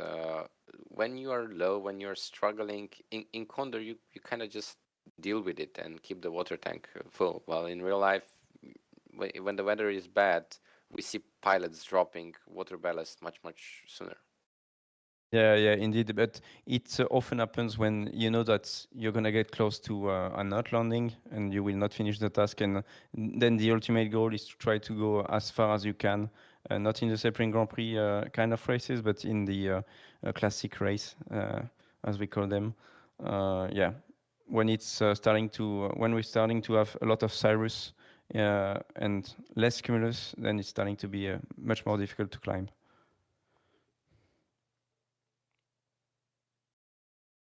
Yeah, our pilots are now roughly halfway through to the second turn point. This is our longest leg of the day today. They're gonna be passing the city of Gap shortly, if I'm correct. Yeah, more or less that. And then they will go. So the aim is Josier in the Barcelona Valley, at the end of Barcelona Valley. So now I'm think they will cross to Piolit, which is the mountain just in front of Whiskey Romeo Whiskey. So that's 20 kilometers ahead of him. Still north of this small valley that you see, going to the east southeast. So still north. I think they will keep this, and then they will go to Morgon. So they will cross near Embrun. So between this north side and the south side to go to Gambera. So we will see what they do. But I think that's the main plan for everyone. And the weather is good, and the wind come from the south. So I think they will catch the ridges that are in front of them. Yeah, and I just looked up the flight of today's winner in the race, in the real race, and right now the paths are pretty much aligned with what Vitold is doing on our screens at the moment. He seems to have it under control. He can see that there is nice weather in front of him. He can also see that there is a ridge that he will most likely be able to rely on, and being up in front, when you see that there is nice weather up ahead, it really gives you motivation to push that a bit more harder. But behind him, Fox 1 and 269er are much higher. Yeah, that's right. Look at this, 2,500 meters. So they are going straight ahead here to reach the ridges just in front of them. That's 20 kilometers away. And you could see on the left side of Fox 1, there is the turn point 3 that they will have to cross afterwards. So first we go near Barcelonnette in Josier. So that's near Col de Vars as well. And then that turn point 3, Saint-Bonnet. So they will have to go there and then make a U-turn and come back here for crossing the turn point 3.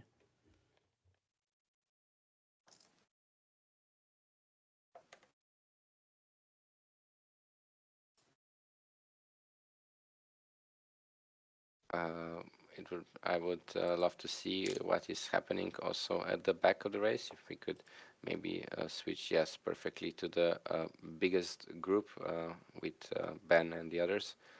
I think they lost some of the momentum they got in the previous few minutes. I think the gap between the leading group and this group is kind of increasing. Yes, indeed. I think it's increasing. So there are a lot of points to score for the guys ahead, and even for Yankee Romeo, for Alpha Mike as well. Alpha Mike right now in the total score, he has 15 points. So I think he's on the fourth or fifth place right now. Yes, sixth position right now. 15 points. It's only 10 points behind Benfest, who is leading the contest. So he can still still win some points today and catch him up, I think. There is a good question being asked, which I don't know the answer to, but would you reckon, and I think this is a question we could maybe ask one of our winning pilots at the end, do pilots use only the in-game flight computer, or do you think they have a connection with XSOR, OD, or something else next to them when they fly? Yeah, very good question. Indeed, so that's the best pilots, more or less, in Condor. There are a lot of experience in Condor, and a lot of them have GPS, so XSOR, CU, or LK8000. They are more or less all using one of them, and they are using as well a small tool called the Kotasa, which is an in-game tool, and you can see a lot of value that are coming straight from the game and can help you to perform a little bit more in the best way, I mean. So yeah, you can win some points with those tools. So yeah, they are more or less all using this right now. Yeah, so pilots operating with much more data than we are able to see, much like in real life, of course. Yeah, like in real life.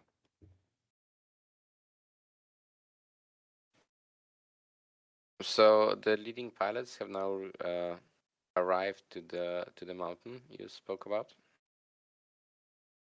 Yeah, that's correct. They arrived at Piolit, and then they will go to the Aiguille-Chabrière, and they will reach the lake of Serponçon, and then they will probably cross to Morgon to reach the big mountains of Barcelonnette. So they will cross at the end of this mountain. They will cross the lake southwards and take the big ridge facing south right now. That's called Le Grand Bérard, north of Barcelonnette Valley. You see Barcelonnette, it's written on the map, and that's the mountain north of it, just right here, exactly. So they will cross just above Savine-le-Lac, that was written here. It's the bridge that is crossing the lake.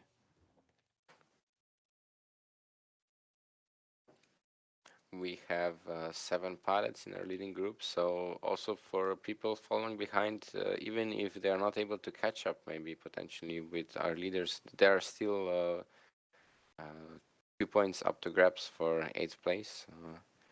So nothing is lost, and we expect the race to be tough all the way till the very end. But no single pilot today being able to run away from everybody else, as we kind of expected. Yeah, and that's interesting to see this cockpit view from Arne Martin, because he's really at the edge of the clouds here. So he's not in the wave, but I think it's much better for him to be here. Right now, he's gonna have a lot of energy behind those ridges, behind the valley at least, to reach the ridges. So it's really nice to see that view.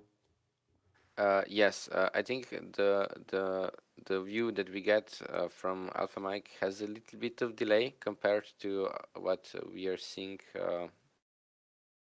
from Condor, but he's really in a nice position right now. I mean, he's not with the leading group, but he's all the way up high. He cannot go any higher, of course. Cloud flying is forbidden, same as in real life. But I'm sure he'll be feeling a bit more confident right now than he was a few minutes ago. Yeah, and look how much altitude he has compared to the others. Like Benfest is so much behind, and all the guys behind they are maybe 500 or 700 meters below. So that's absolutely huge, the difference that there is between Alpha Mike and those guys. Yeah, if there is a pilot who can reach out from this group and join the leaders, I think Alpha Mike is the guy. And if we are lucky, he might also drag somebody else with him and give us even more exciting finale or bigger group fighting for the win at the end. Yeah, definitely.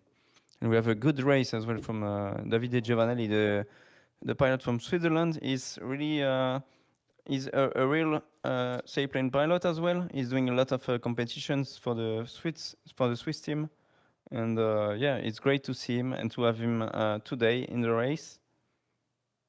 He's quite active as well on the on social medias like Instagram.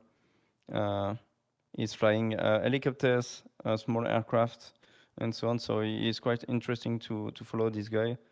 And yeah, he has decided to fly on Condor and to make the contest with us. So we're really glad to have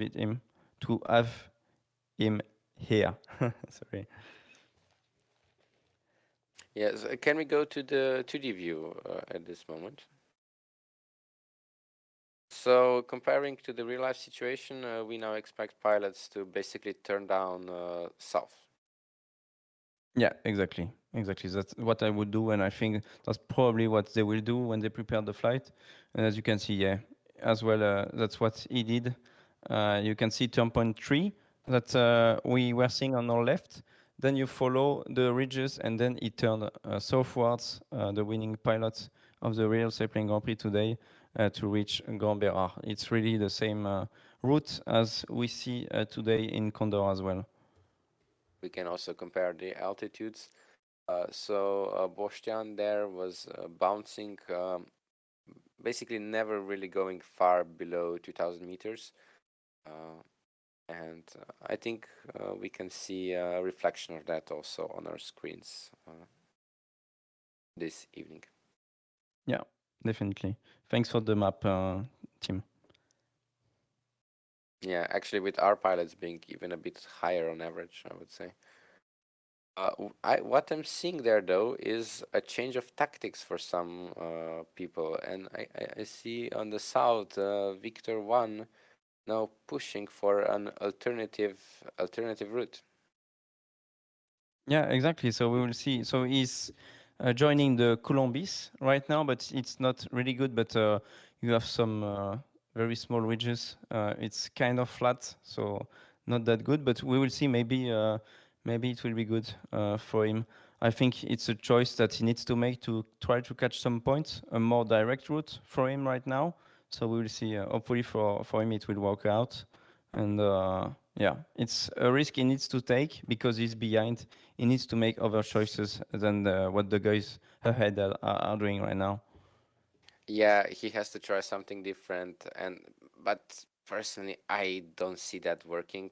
The other pilots did not hit trouble at any point. The reach was really good, and yeah, I really don't see this working well. I must say though, really nice livery, and well, all of them are actually really cool, and you can download all of them if you wish to fly with them. Yeah, exactly. They are all available on condor.club, and you can download all of them. So that's the one for Poland, for example. The one for Brazil was absolutely amazing as well with Johnny Haddad that we've seen just before.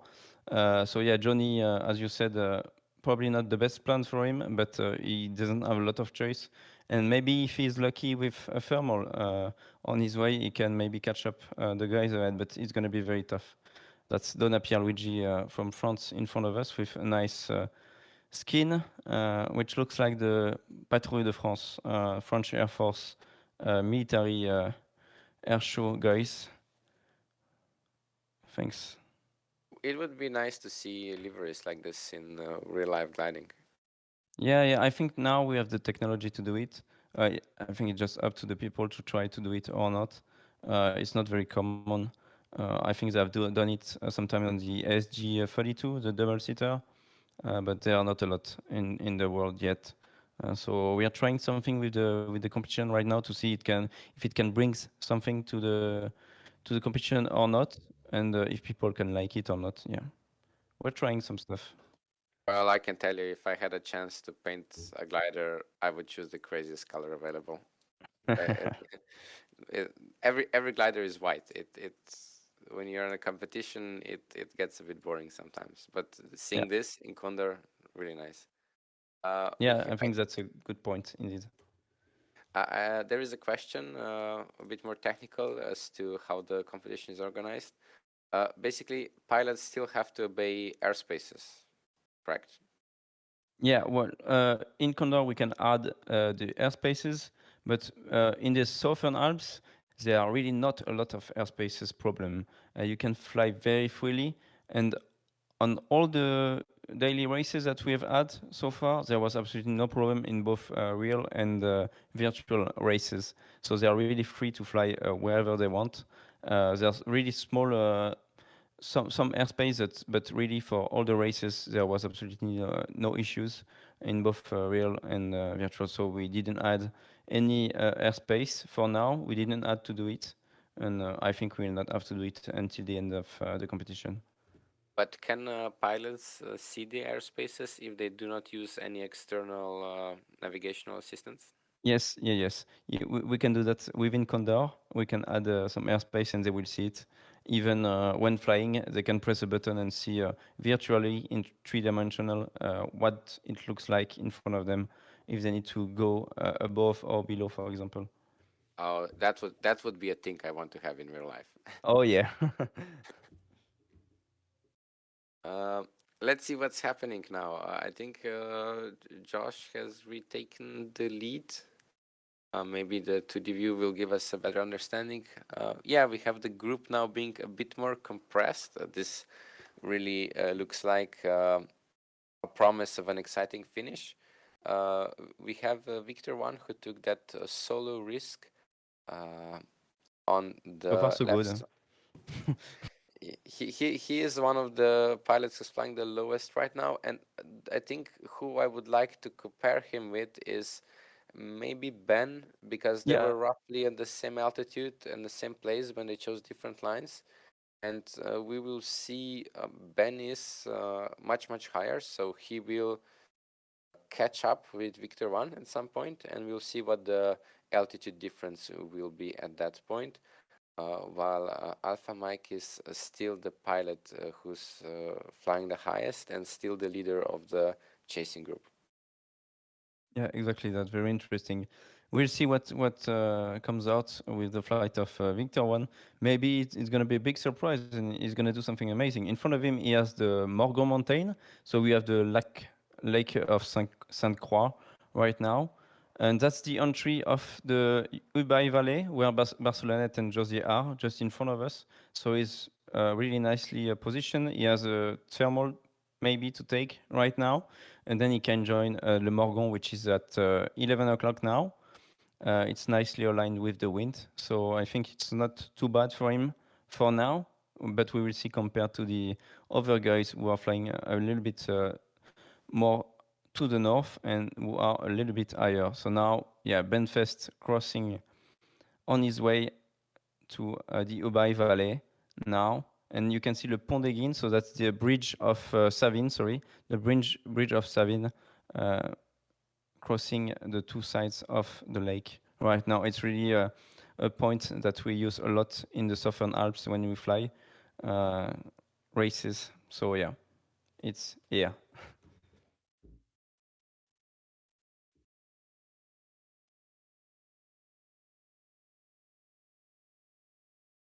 And back with Witold from Poland now.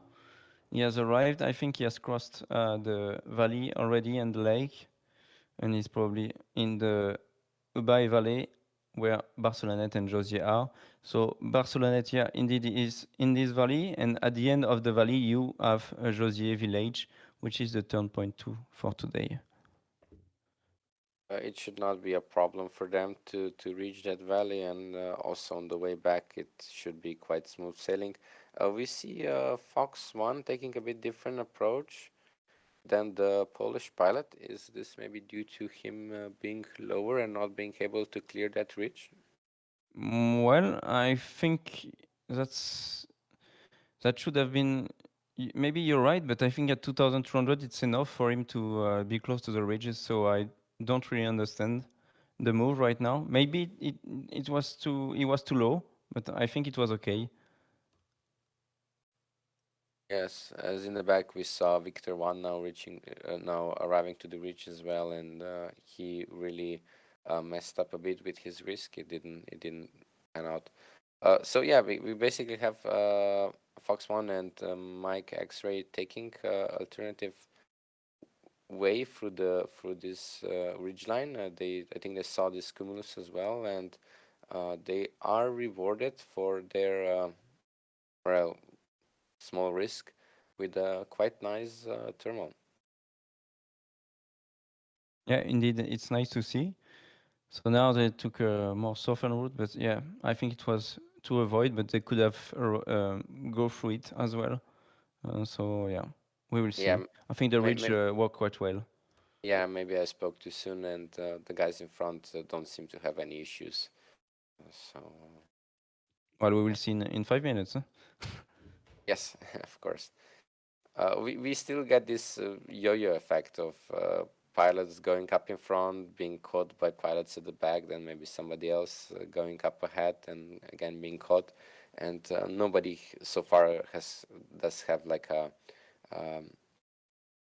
margin that would guarantee him a win or even a podium for that matter.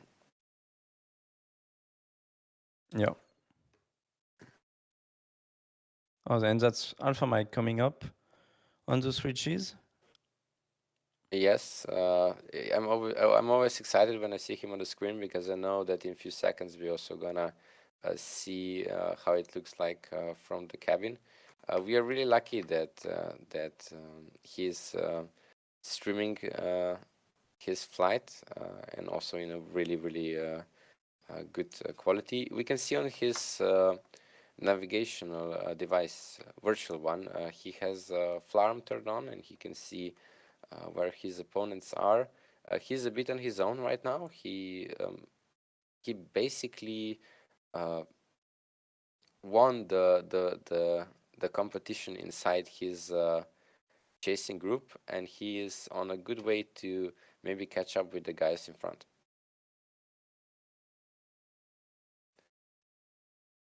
Yeah, and now we can see Vic Schoenemakers. So he's replacing Tim Kuipers today, who cannot join, unfortunately. The Dutch pilot from the Netherlands. I wasn't here yesterday, and I know we weren't able to speak about it with Matthew so well 2 days ago because we don't have such insight. But Antoine, can you tell us a bit more about the parallel competition, the open competition that's happening right now? Yeah, so basically, the problem that we had is that it's the real first event that we are doing online, organized with the FAI, and we don't have any selection process. So we had to try to find a way to select pilots. So we choose to go for one pilot per country to have a lot of different countries from all over the world. So pilots from Japan, Colombia, Brazil, USA, Spain, really everywhere where we could have someone, because we cannot select the pilots for their performances because there are no official competitions that have happened so far, so we cannot do that. It's all unofficial competitions. So the aim of the open event is to create an official ranking list in the next winter or maybe even later next year. So just to start having official competitions recognized by the FAI on Condor. That was not the case before, and as we could only invite 20 pilots to the official contest, we wanted to have much bigger events with a lot of pilots, an open event where everyone can fly and is invited to fly with easy rules. It's not exactly the SGP rules. They are much easier than the guys flying the virtual official event here. But yeah, the main objective is to have everyone being able to join the race and to race with us, and to be able to create a ranking for the next competition, to be able to select the pilots via a much more official and a better way, much more fair way, I think, than just country selection. So can people still join this competition during this week, the open one? Yeah, exactly. You can still join. So you go on condor.club still, and then you go in competitions, and you will see first virtual Sailplane Grand Prix open, and you can register, until the end of the week. So you can even just join for the last race, just to see what it looks like and what it is. And at least you have done one race, and you can discover a little bit what Sailplane Grand Prix is. So yeah, all of you, of course, if just watching the stream is not enough for you, feel free to join and test yourself, and you'll see what kind of speeds can you achieve compared to our virtual SGP pilots, who are right now reaching the second turn point. So the longest leg of today's competition will come to the end. And going back to the bonus point idea, it would be really, really interesting to see now some pilots pushing for that extra point. Yeah, exactly. And I think today is quite interesting because we have some leaders who are falling a bit behind, like Benfest. So there are a lot of points to catch for the leaders right now, and for the guys who need to try something today to catch the points that they don't have yet. Yeah, and in some cases you would have tactics going on as, for example, some pilots would maybe push just a little bit too hard to get this extra point, and then suffering because of that in the next leg. Yeah. Or we might even see pilots who start the day with their only goal getting some points from turn points without even going all in for this 1 point and then just giving up. Yeah, exactly. I think that can be something really fun to do. Like someone who just need a point to be better ranked, who doesn't have anything to lose on the last day, and he can rush to a turn point with a bonus point. Like, why not? We can still do it. And we have Fox 1, Josh Meyers reaching now turn point 2 is the first one, the leader today. Just like yesterday. Yesterday was leading the race from the first thermal to the last glide. So really nice to see that effort as well today. And we have a Vitol who is much higher than him now, that we can consider being the leader. And I can see something happening right now that I did not see, at least in the first day. Pilots are slowing down for the turn points, something we talked about in the previous streams. Indeed, you're right. You're really right, Mark. Now you're correct. They are slowing down. So yeah, I guess they are listening to some advice now. But that's something we learned from our real races. But some of them, they didn't even fly in real, so they don't know. Miko, he flew quite a lot in real, but yeah, it's still a bit too fast on that turn point. Yeah, of course. Do you reckon it would be possible for us to get somebody from a Condor team to one of our streams? I need to ask, but maybe. But maybe we can have someone from Condor for maybe 20, 30 minutes, just like Tilo, if you're interested in that. And then you can ask your questions, and they will try to answer. But it's a bit like with Champ Earth. They have a lot of projects, but they cannot announce it. They're hiding their ideas and so on, which is quite normal when you develop a business and a game for Condor. But yeah, I know personally that there are a lot of things going on, and some good stuff will come out in the future. So I'm not. I will not be surprised when things will come out. But I'm sure everyone will really enjoy the next steps that are coming in the future for the game. Yeah, I know they cannot reveal too much to us, but some nice insight in how physics work, maybe compared to real life, is something that everybody would be happy to hear. We go now back to actual flying, and we have Vitold now pushing ahead towards the third turn point. So pilots will now fly roughly the same track as they did on the way here for quite a few kilometers before they will turn a bit further north than we were before. Yeah, exactly. You're right. So yeah, maybe I'll contact the Condor team and we'll see if they are available tomorrow or the next day to see if we can have a small chat with them. That would be cool, just like we did with Tilo today. A good insight from competition and and from the game.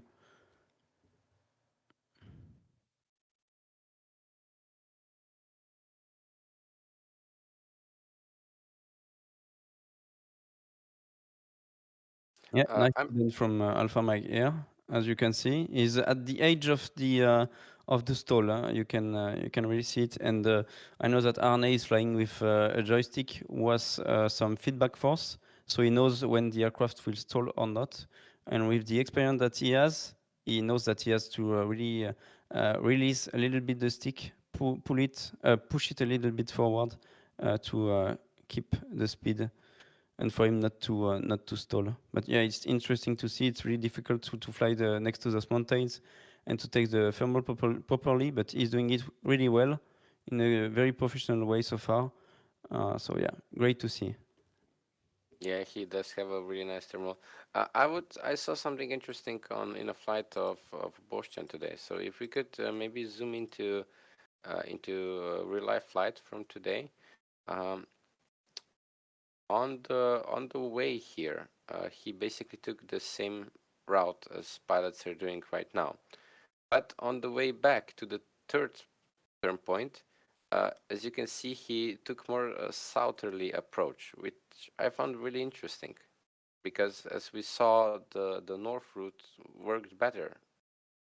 Yeah, well, I think that's what Thilo said. The weather was quite weird in Saint-Auban, and maybe that's where there was a convergence maybe today at that point, and that's why probably he went for that option. But I don't think that the pilots will go this way. I think they will come back on their steps towards the Piolit, toward the lac of Serponçon, and cross the lake again. We will see. Yes, this leg being, of course, much shorter as well, so not too much deviation is expected. We have 60-kilometer leg in front of us, followed by 40 kilometers to our last proper turn point number 4, and then just 48 kilometers to the finish with that last guiding turn point 5 on the way, which will not cause much trouble to our pilots. Yeah, I'm back with Josh Meyers now.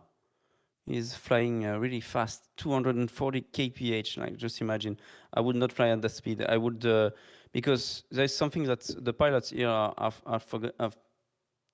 they are wrong in their choice here. They need to be at the top of those mountains, because the highest dynamic climb that they can have are really at the edge of the ridges. You need to be just below 1 or 10 meters below the ridges to have the best energy, best potential energy, or dynamic energy. So yeah, just like what Vitold is doing right now, I think that's the best place to be on the mountain right now. So yeah, if I was Josh, I would have reduced my speed to climb at that altitude, and then I would have accelerate again to 220, like what Vitold is doing right now.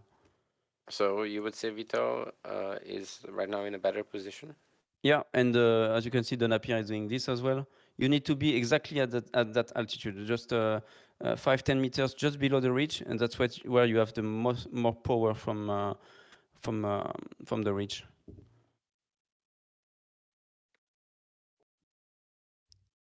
we'll of course see how that unfolds. Can we maybe go to the view and see how far back the others are? Oh, so that's gonna be very interesting, Mark, because they're gonna cross each other, the leading group and the guys just behind. They're all gonna cross them. That's fun to see. Yes, hopefully also safe. Of course, some paths will cross. We see a big stretch in this leading group right now. On when they arrived on this ridge, they were pretty much together, but now Fox 1, 269er, and Romeo Whiskey, they kind of took off on their own, with especially Juliet now falling quite far behind them. Further back, I actually think Alpha Mike has lost some of his advantage from before. The group also seems quite closer now. Yeah, I'm quite surprised. Yeah, he's at 2,900 meters, which is very high, but he's not gonna enjoy the ridges, and he's gonna lose some energy compared to the other. I think on that return leg. So that's interesting.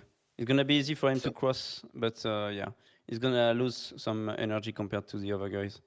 So maybe a bit too conservative speeds when he flew to the turn point.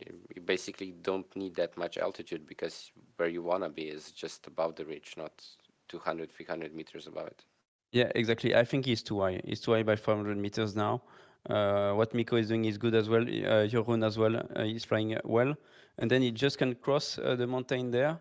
And he's going to arrive at 2,200, 2,300 meters on the other side. And he can go exactly the same. Just climb to the top of the ridges and then fly quicker and faster. Yeah.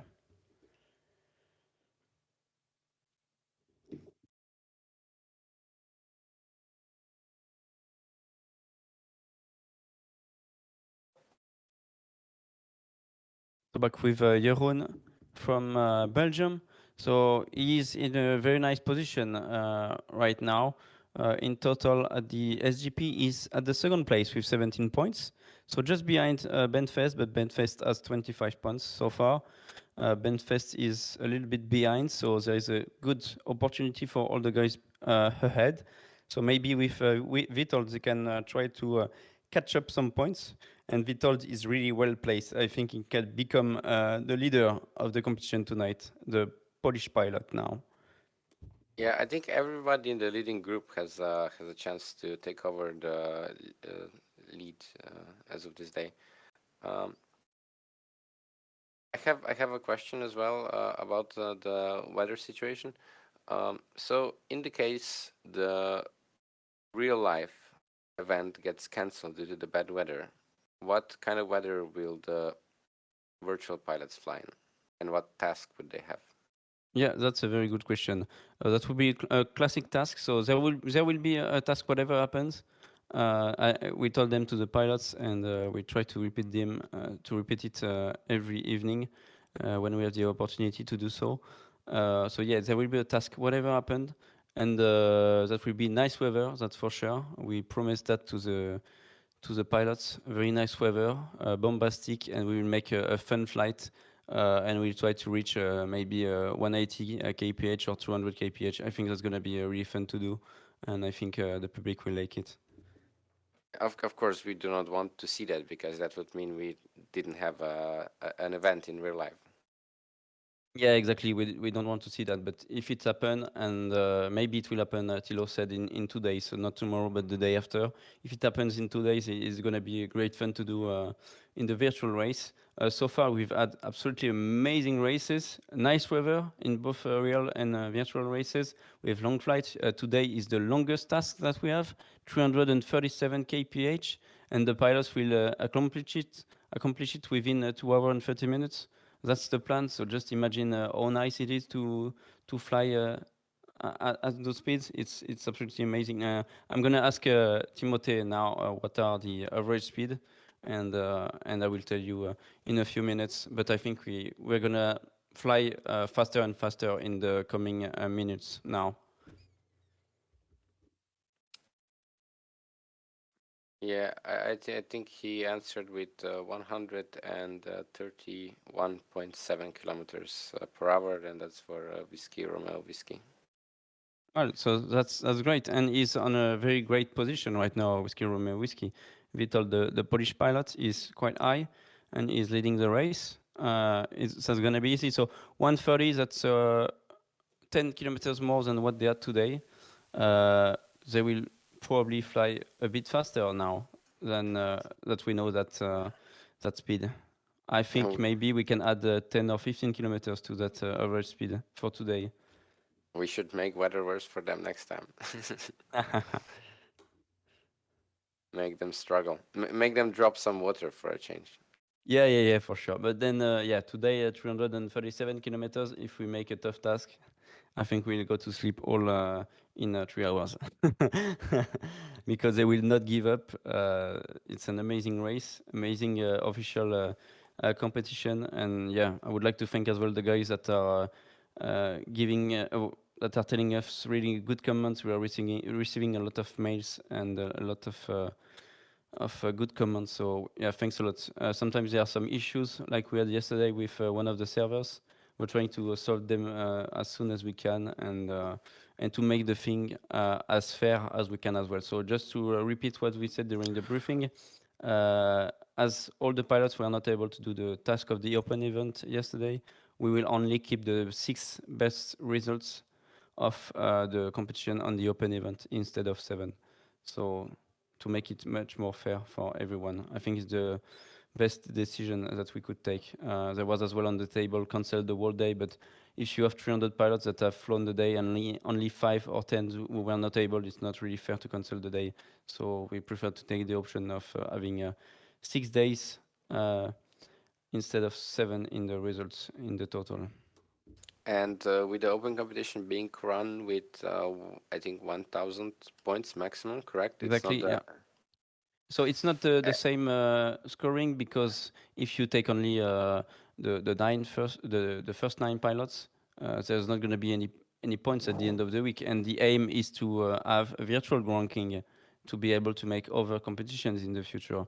So we ranked everyone over 1,000 points, the 400 pilots that are registered, and then we will have a full ranking at the end of the week, and we will be able to make a ranking. And the guys competing today as well, will have a ranking and will be integrated. They will probably be above the guys of the open, because they competed to the official competition, which is much harder than the open one. I would. Do you maybe know if Eco Uniform Sierra, just crossing the lake right now, was the part of the leading group or part of the chasing group earlier on? I think he's been part of the leading group at one stage when we were near Pic de Bure. He was quite close to them, so maybe he dropped a little bit behind. Yeah. We still have Alpha Mike there, just tantalizingly close to bridging that gap. He is 600 meters higher than Gorka right now, and just behind him. He made a tactical misjudgment, a mistake at the beginning, but I'm really impressed by his flying from that point onward, because he's been really pushing hard and just trying to bridge that gap, and it's not easy. And if we go again to his McCready value set on the screen, you can see we went from 1.2, now we are on 2.5. So he's dialing that up every time we look at the cabin. Yeah, and he's flying quite high as well. As you can see, he's on a good position, 2,800 meters nearly, 2,700 now. So it's really good. And he's pushing hard. He's keeping an eye on the guys in front of him. So yeah, that's good. And I didn't see it quite clearly, but is it possible that he's only 1,000 meters below final glide at this moment? Yeah, I was thinking about that as well. Maybe he's trying to catch the glide, but I'm not sure. I think it's just for the turn point.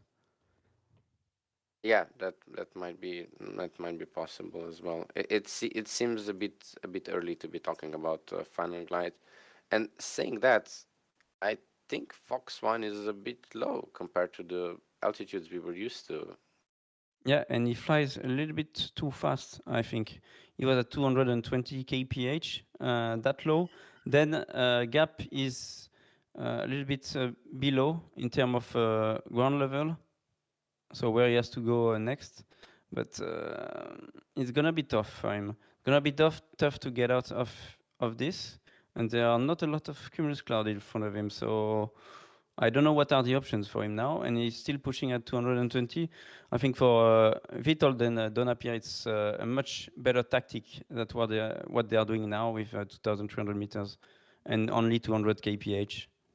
Yeah, and with just basically 80 kilometers or a bit more left to race, that's a really big height difference to overcome for Fox 1. Yeah, definitely. So we'll see what happens in the next few minutes, but indeed, we'll have to closely monitor his path now. Would you, at this point, already maybe in his position, be thinking, okay, I cannot win today. Let's just slow down a bit and secure that third place? Yes, I think that can be an option because, yeah, as you can see, Benfest right now is on the 10th position, I think, something like this, 9th, 10th, or 11. So there are quite some points to catch compared to Ben, the leader of the competition right now. So that can be an option to secure some points and to be able to climb in the ranking overall. Do we have a maximum allowed altitude for the pilots? No, not on this task, and we know with the weather settings that we have today, we know that they cannot climb above 3,000 meters for sure. So in the Alps, you cannot climb in some areas above 3,500, but we know that it will not happen. So that's why we didn't go for airspace, because we don't need them during this task so far. Okay, as you were saying that, we have our leader on the third turning point. So congratulations for that, Joshua. And I'm just looking at my watch right now. We have around maybe 30-second advantage for him, but he's way lower, and I think he will be begging for some kind of a lift now when he reaches the reach. And the problem for him is these two guys will reach the reach higher and will get a better lift than him probably.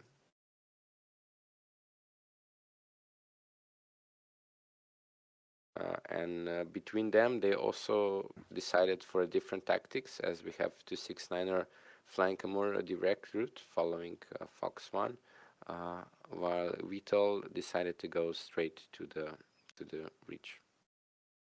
Yeah, you're right. They're going to be much higher than Josh. They're going to be higher than the ridges, and they will be able to catch a thermal and get ready for the final glide. Because now there are only 85 kilometers until the end of the race for Vitold and for Donapier. So just imagine, it's going to go very quickly for them now. How high is the terrain here? Is Almost 2,000 meters for this mountain in front of us, and it's probably 1,000 meters just where Josh is in the valley. Because what I'm thinking is Joshua in real trouble right now? Yeah, he's not really good. He needs to get out of this. He can make it. He has enough energy. He's flying really fast, and he will end up in the Gap Valley. But that's not the more direct route to the point. You will see. So yeah, it's a bit of a mess now for him. But hopefully he can climb later on and catch a good thermal. Yeah, we haven't seen many outlandings throughout this competition. Only exception maybe being the first day when we had some people messing up at the lake that we just flew over. And we have now Juliet of Giron. I think he's at this moment the big contender for the third place. Yeah. I think he's well placed. The Belgian pilots. So we have Witold Rozak with Donapierre Luigi leading the race, the French and the Polish pilots, who are really on the third and fourth place overall. And then we have Joren Jenen, which is the second pilot overall. So they are very well placed and they can catch the points tonight.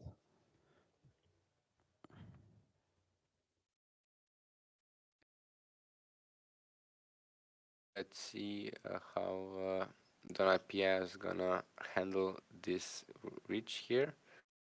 So far, I think he's been able to maintain quite some altitude around the mountains, but they split up with the Polish pilot. They're flying different routes, and it'll be interesting to see who will be the first at the next turn point. Yeah, well, I think Witold has made the good decision because there are high mountains and Joren is following him as well. Now, next point is Serie, but going through Pic de Bure is the best thing because then you just have to go there, climb, and then you are on arrival to Saint-Auban if you climb at Pic de Bure. So that's, I think, the best thing to do. You can go to Serie, and then it's gonna be easy because all the mountains on the west part of the Durance Valley are aligned west-east. So with the wind coming from the south, they will have energy whenever they need it. So they are home. If they go through Serie, they are home. And now that we look at the 2D map, just looking maybe at where Joshua is, will he be forced to basically turn up north into that valley towards the mountains? Because in the altitude he has, it doesn't really make much sense to continue directly on the route. Yeah, well, I think that the best option for him right now is to continue straight forward to the next mountain, which is kind of a big circle that you can see. Okay. That's west of Gap, because if he flies straight ahead, the valley is gonna go down a little bit. The altitude, the ground level is gonna go down, so he can keep more or less the same altitude above ground level while he flies towards that rounded circle mountain. And probably here, on those ridges who are quite nice and not so high, he can probably gain some altitude here. And then all the mountains are getting to Serre there. So I think it's the best option right now for him. Yeah, I was looking at the altitude. He gained around 100 meters in the last minute or so. Maybe if we go back to the 3D view to see what he's doing. Yeah, he found a reasonably strong terminal, I would say, and he will get out of this. But his lead is, of course, way gone. Yeah, exactly. You're right. And now, yeah, Witold has left Pic de Bure, so he didn't even go until the end of Pic de Bure. He left it at the very beginning. And yeah, as you can see, Donapierre now is way below him. Unfortunately for the Frenchman, at least 200 or 300 meters below now. So he's made a huge mistake by trying to find another lift.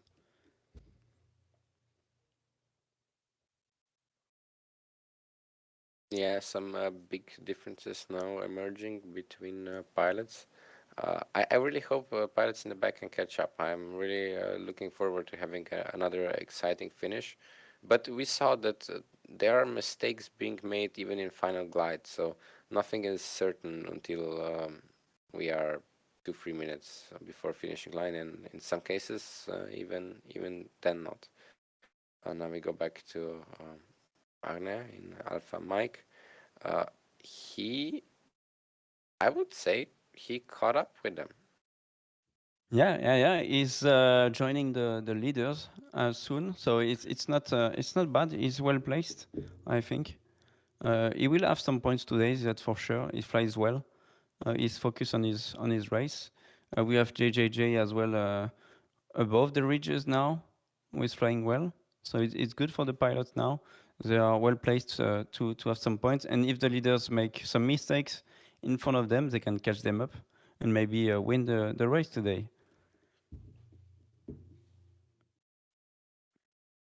Yeah, just gonna take a second to thank Jesse for watching us on YouTube, and of course to everybody else here. Thanks for being here. Please make sure to share. We have a finish coming up really soon, and it's gonna be an exciting one as every day.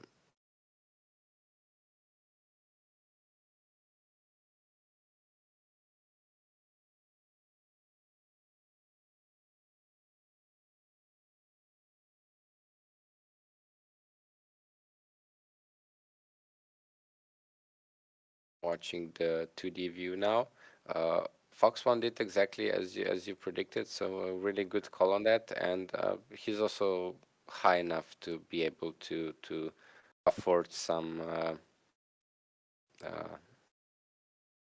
taking some small risk around that ridge, and if your predictions are correct, he should be able to get back up to a bit more safe altitudes from there. But I do believe he has been already, let's say, virtually overtaken by the likes of Juliet, because 1,000-meter height difference will easily be enough to catch up with him. Yeah, exactly. You're right.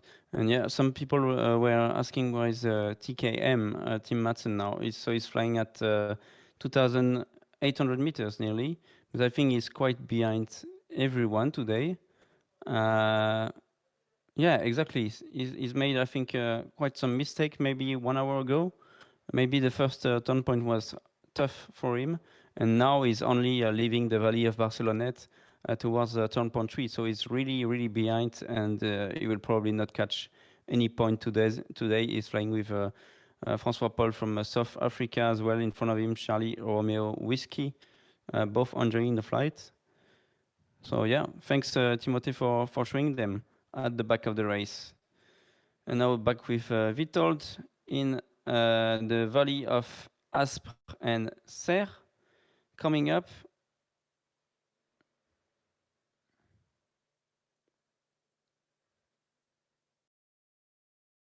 With this nice skin, a Polish skin, so they're all available on Condor Club. And I have a good news for you guys following us tonight. We will have Chris from the Condor team tomorrow evening joining us, so you will be able to ask some question to the Condor team or to make some comments or just offer anything. I don't know. You can join us and ask your questions tomorrow to Chris from the Condor team. Oh, this is I think a really good and exciting news, and I'm sure you have some questions lined up. Of course, you will not get to hear some huge secrets, but I'm pretty sure you will get to hear some insight in how Condor works in the background, or how events like this are being made possible by them. Let's see now what Fox One is doing. He arrived to that ridge, but he hasn't gained any altitude so far. I think he's been stuck at this 1,400, 1,500 meters for quite a while now. Yeah, exactly. So now Josh is joined the mountain that I said he should join. Basically, so I don't know if he's listening or not, but I think that was the only possibility for him, honestly. And now he's at some lift. Some ridges are well aligned with the wind, so he needs to find the best lift here. So that was the mountain just in front, Seus, and now he's at Petite Seus, which is the mountain just after. And Joran is flying well now at 2,500 meters nearly. That's really good, and only 65 kilometers until the end of the race for him. Yeah, maybe if we can go to the 2D view for a second, just to see. Oh, thank you very much. That was really fast. Just to see how the situation is evolving. We have a two-way fight for the victory of today's race. And we have then a smaller, a bit more dispersed group of pilots following and in contest for the last podium spot. A big problem for Fox One there is not only that he is a bit low, he also has to cross all of these ridges to get to the next turn point. He really took a long way around there. Yeah, exactly. Now he needs to climb at least 2,000 meters to be able to cross all the mountains here, to clear them all. So probably 2,200 meters to be above all the ridges at the end. So after Crête de Sel and Ojo for the guys who know the area. That's very, very interesting to see the altitude now, because we have Whiskey Romeo Whiskey at 1,900 meters approaching Serie. It's gonna be more or less good for the final glide for him. 269 is below, and 1,600 meters is not enough. He needs the thermal. But then we have JJJ, who is flying at 2,300 meters, and I think that's for him. It's almost the final glide, or is even on final glide already right now. So he will probably, I think, catch up Donapierre and maybe be on the second place tonight. Vic Schoenemakers is just behind with Mikko Nurminen. Mikko is flying right now Mike X-ray at 2,150 meters. So that's quite okay for him, but he will need the thermal as well. But who I see there on the 2D map, and when maybe let's first give the recognition to Vitold as he deserves it, when he is the first person to cross our fourth turning point and the last proper turning point, closely followed by Pierre. What I saw there on the 2D map, and I really hope we can go back to that, is right there behind Mike X-ray is Ben. Yeah, you're right. I didn't even see him a few minutes ago. So yeah, it's good noticing him now, right now. He's flying at 1,800 meters, so a bit lower than the guys here. He needs to find a lift before reaching Serie. But yeah, he's back in the game. Maybe he can catch some point today. Yeah,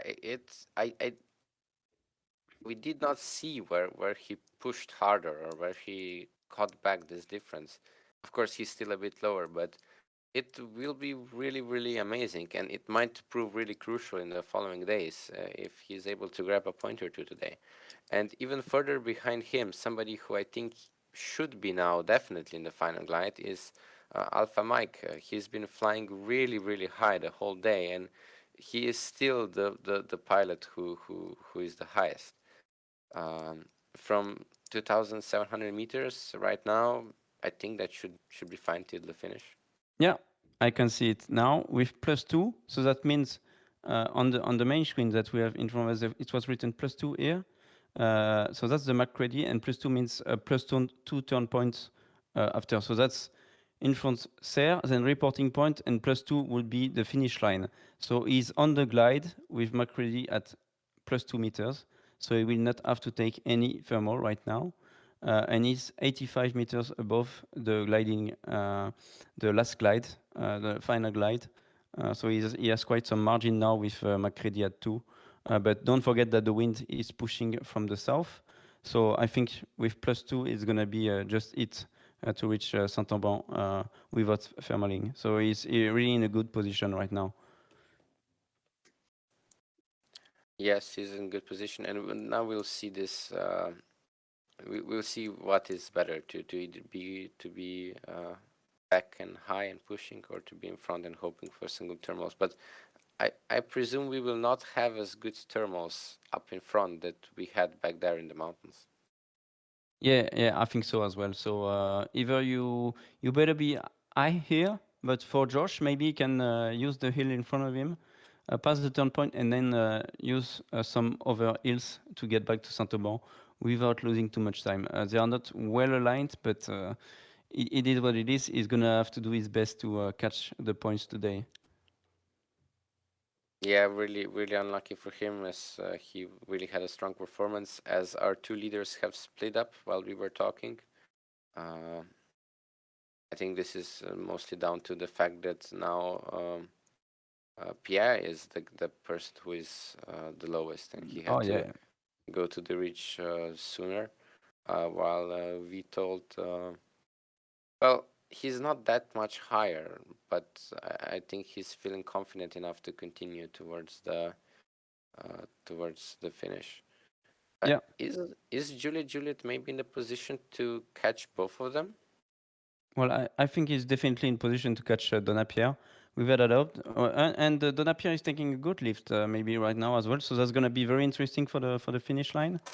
But yeah, I think Vitold now, he just has to go through the valley of Sisteron, and after Sisteron, the small mountain where I can maybe catch the last meters that are needed to arrive to Saint-Auban. So they are more or less on the glide. For Joren, it's sure is on the glide right now at 1,800 meters with an 18 meter span glider, Ventus 3 with his wing loading. So it's going to be good. And now I think Vitold is on his way to that ridge and to the cumulus that is just in front of him. If he arrives in the thermal in a good position, maybe he can grab 100 meters, and that will be enough for the glide. Yeah, he seems to be on the way to, well, compared to the other days, quite convincing victory. This is, I think, the biggest difference we had so far in the final glide. I didn't follow the race yesterday, unfortunately, but compared to the first 2 days, a bit bigger differences between pilots today. Yeah, exactly. I think it was quite tough because the thermals were weak, at least weaker than what we had for the last few days. So bigger differences because you're gonna have a high variability in the thermals. So it's gonna be much more difficult to take the best choices. I think so, but still an exciting race, and we'll probably have 140 kph at the end of the race for the winner, probably. So yeah, it was really a good race.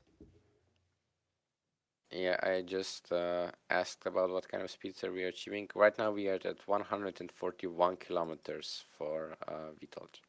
Yeah, so that's awesome. So more than 150 maybe for him with this final glide. So it's really amazing. And now I guess there are only 30 kilometers left, something like this for him. Yeah, it's gonna unwind really fast in the next few minutes. Behind him, we have Juliet now taking over the second position. He's only 100 meters higher, I think. If I look the numbers correctly, it went by quite fast. So I don't think he can catch him, or for that matter, nobody else can catch him. It would be interesting to see what Alpha Mike is doing right now. He was the one we talked about being in the final glide even a few minutes ago. I think he just passed the last turn point, so he's quite far behind, but I think he's the only one who doesn't need to worry about altitude that much. But for him, I think it will be really impressive if he just passes some guys from that leading group. That would already be a really big achievement. Yeah, definitely. If he can pass already Donapierre, that would be an amazing race from him. He was flying really high at every moment during this race. He didn't take a lot of risk, I think, to stay in the points, and I think he will catch them all at the end of the race. So he will probably make it and win over Donapierre. So maybe the podium for him tonight. Yeah, we'll see. I hope. I don't have any preferences. I just hope it's close. Yeah. I think it's gonna be close. Honestly, I think it's gonna be very nice. Talking about maybe some surprises, we haven't seen much of Kilo Oscar Eco today, but he is with the leaders as well, like fighting for the top 5 positions at the moment. I really like the Netherlands livery.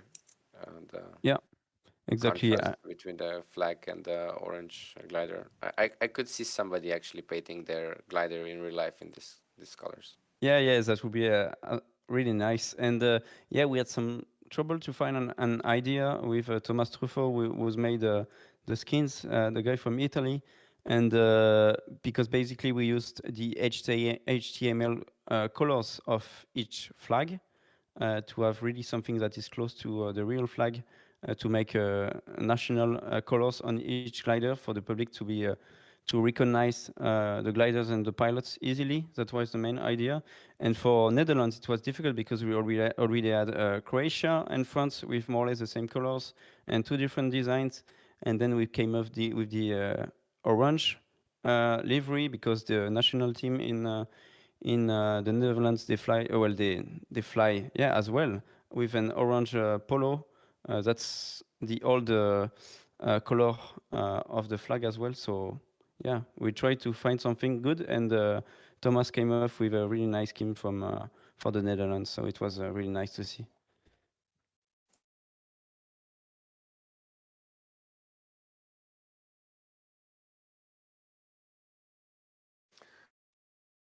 Yeah, let's go back to the view. We have Whiskey Romeo Whiskey in the lead, and Juliet following behind. Situation unchanged there for the last few minutes, but with pilots who got some more energy after leaving the mountains just behind them. And look again at Alpha Mike. He's now in the 6th position, and he will overtake. Uniform Sierra in just a moment. And yeah, again, I'm really impressed by his performance at the end. Yeah, definitely. And back with Alpha Mike, with just above Gorka Edway and the Spanish pilot now. And maybe we'll catch up Donapia in front of him. I think so.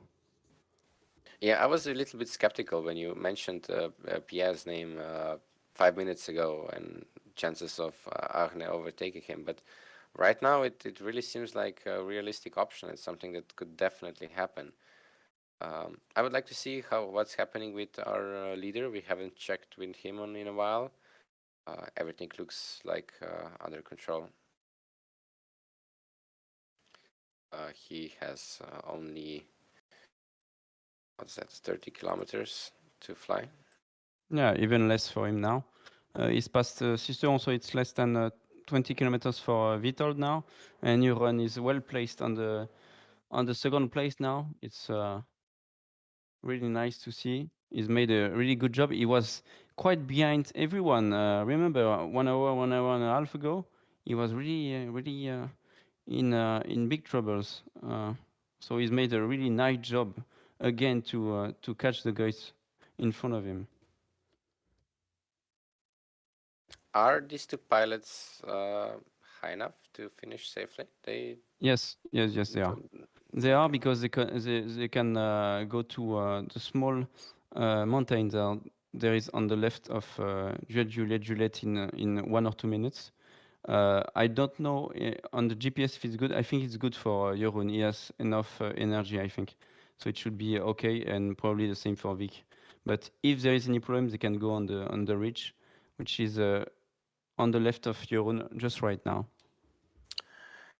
It is interesting to see. We had this group of Pierre and then also Joshua and of course Vitold on the last turn point, being way in front of everybody else. But as it looks like, it's only gonna be Vitold from these 3 people who actually stands on the podium. Yeah, exactly. So yeah, I can't wait to see really the results of tonight, at least the preliminary results that we will be able to show you, and then the results will come quickly on the web page with the scoring tool that we've been able to solve the scoring issues that we've had. Please stay after the race. We will have some interviews, and we will have as well a video of the day from the real Sailplane Grand Prix. It's a 3-minute video to show you what happened today. Yeah, and the way it looks like, we will have our overall leader, Ben, salvaging a point today, which might come really crucial at the end of the competition. That's for sure, yeah.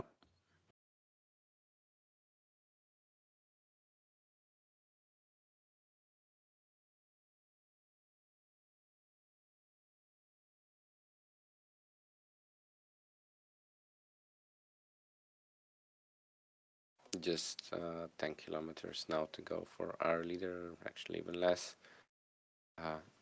What can we say? Really solid performances, especially in the last two legs. He got clear of the competition, and his victory didn't really seem in danger for the last 15 minutes.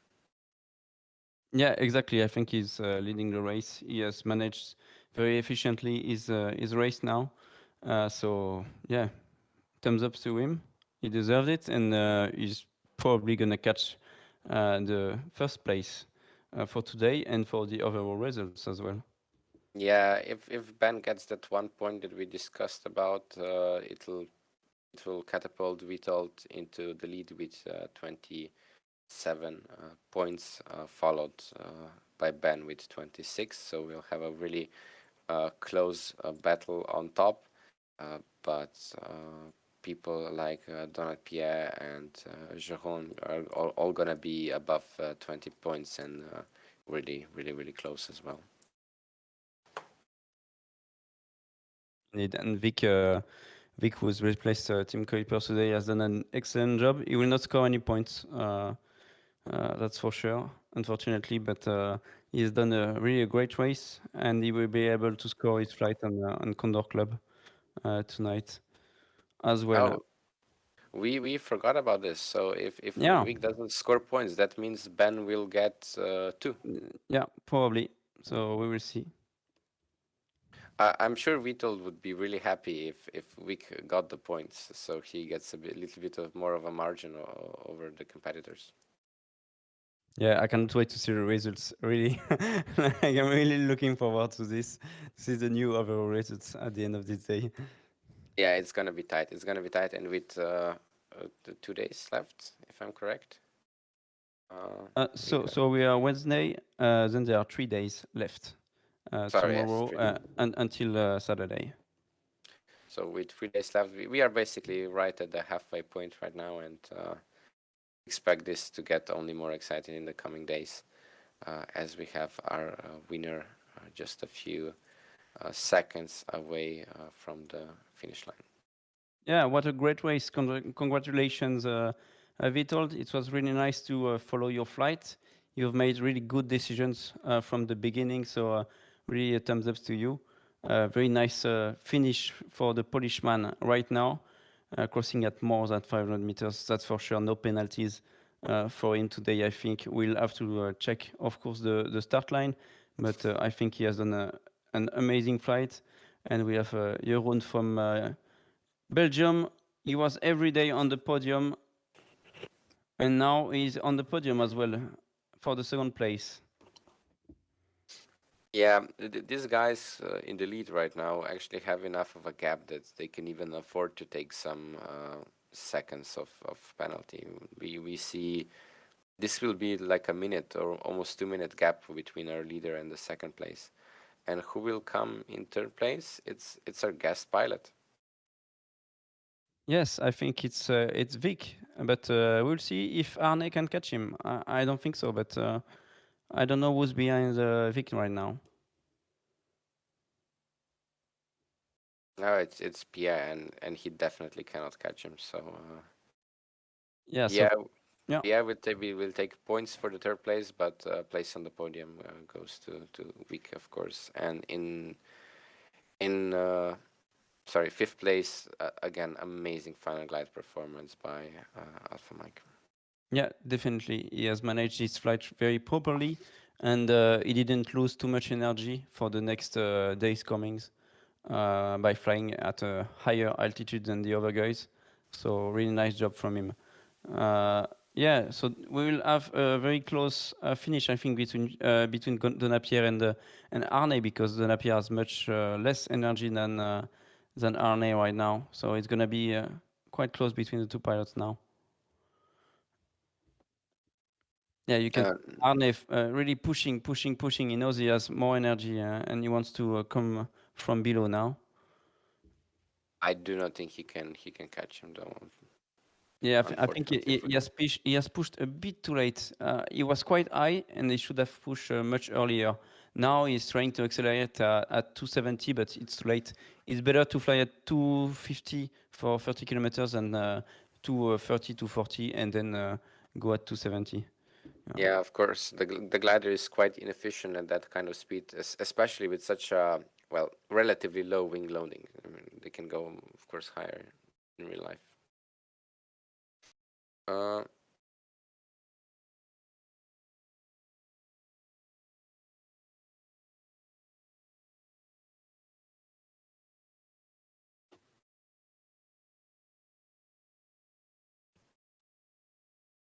Well, I hope he doesn't push us too much.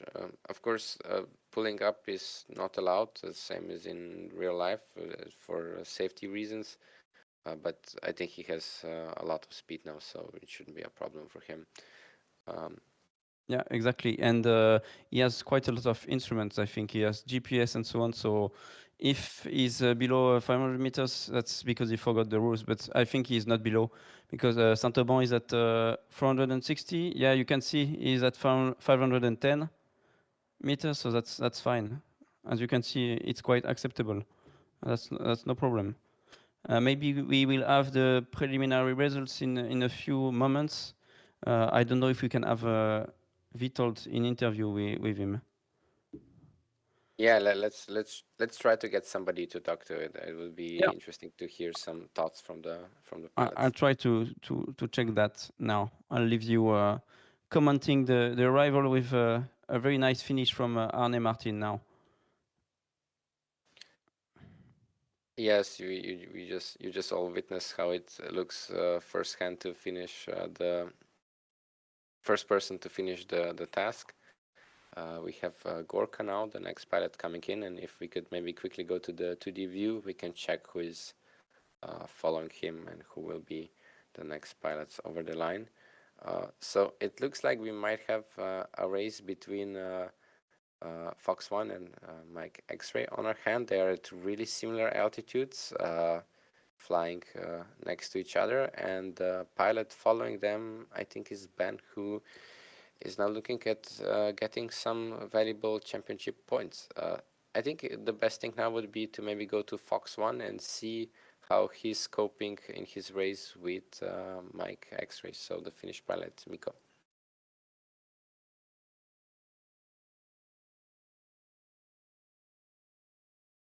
So we have Mikko on our right, Josh trying to get something from that ridge there. I don't think it's gonna be enough. I think Mikko's gonna take this one, but it's gonna be a close finish. And for these two guys, of course, every point is really valuable. But Mikko has a lot of energy, so it shouldn't be a problem for him. As we are also waiting to hear some words from our today's winner, Vitold. Josh now coming over the last turn point. Unfortunately for him, he will not be able to catch Mikko.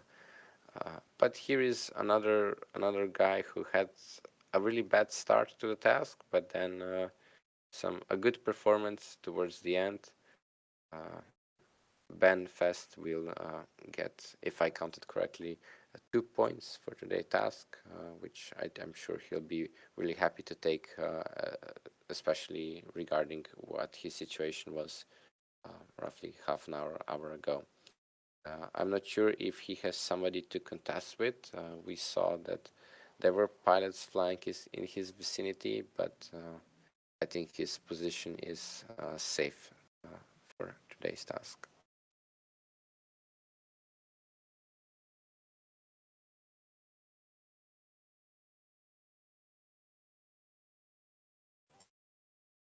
Yeah, so we are back with Bentfest now on arrival, and I am with Witold Rozak right now, the winner of the day and maybe the leader tonight of the race. We will see. Good evening, Witold. Thanks for this great race that you managed very nicely. What are your thoughts tonight after this race? Well, it was a quite difficult race because of the quite weak thermals, especially at the first leg. I've made a decision to go to the left and stick to the ridges. Initially, it didn't work quite well, but then after the turn point one, I was lucky enough to catch a quite good lift on the mountain just behind the turn point one. And from there, I just tried to stick to the mountains, fly quite close to the top where the ridge lift was the best. And from that point, it was just a kind of task that I really like. I enjoy flying in the mountains, using mostly ridge lift, not relying on catching a lucky thermal here and there. It's in my opinion a little bit more predictable in Condor. At least you can predict where the lift is going to be if you've got the information about the wind. So I was in a little bit of trouble after turn point one. I was quite low, but as soon as I got high enough from there, it was more or less a kind of race that I really like. Well, thanks a lot. Indeed, we noticed that you used, I think, for the day the correct technique, sticking to the ridges, trust them, and not being too high on those ridges. Because, for example, Arne Martin, who was flown really well, he was flying really, really high, which is cool. Yeah, you're more relaxed, less stress, but it was less efficient than your flights. And I think you won the day by doing this indeed. Mark, do you have any question for Witold, the Polish pilot who won the day? Well, first of all, congratulations for your flight. It was really exciting to follow you. Will your tactics change in the following days now that you are in the lead of the competition or really close to it? Well, I don't think so. I was never really looking. I don't think at the beginning of the race what the overall situation in the competition actually is. I try to focus on the day that I've got in front of me. I just try to think how to fly the best I can on each individual day and try not to think too much about the overall standings.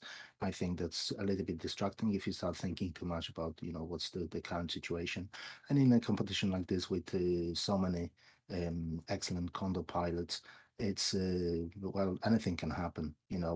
Next day another person can be ahead of everybody by 20 kilometers, just by maybe being a little bit lucky here or there, or choosing just the correct path, while other people might not have chosen that good correct path. So I try not to think about the overall standings. I try to take one day at a time.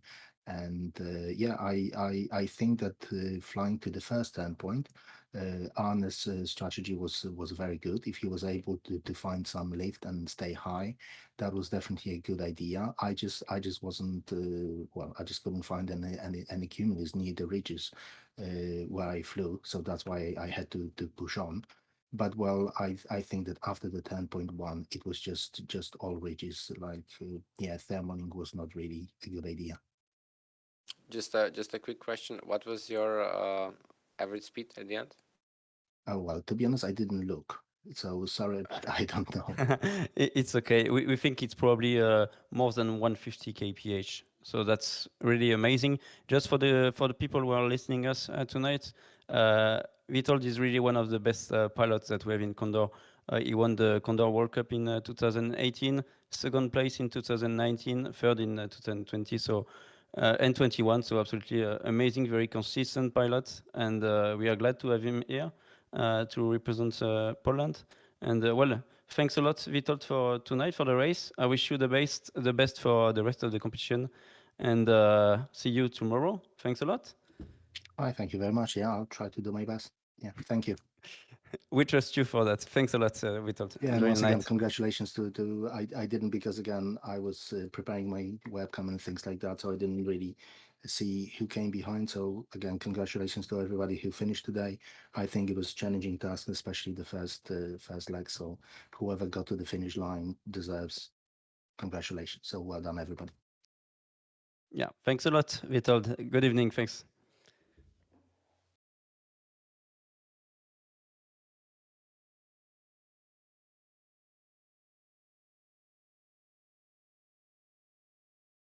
Yeah, so now we're back, Mark, with the race with Yarcia Lima.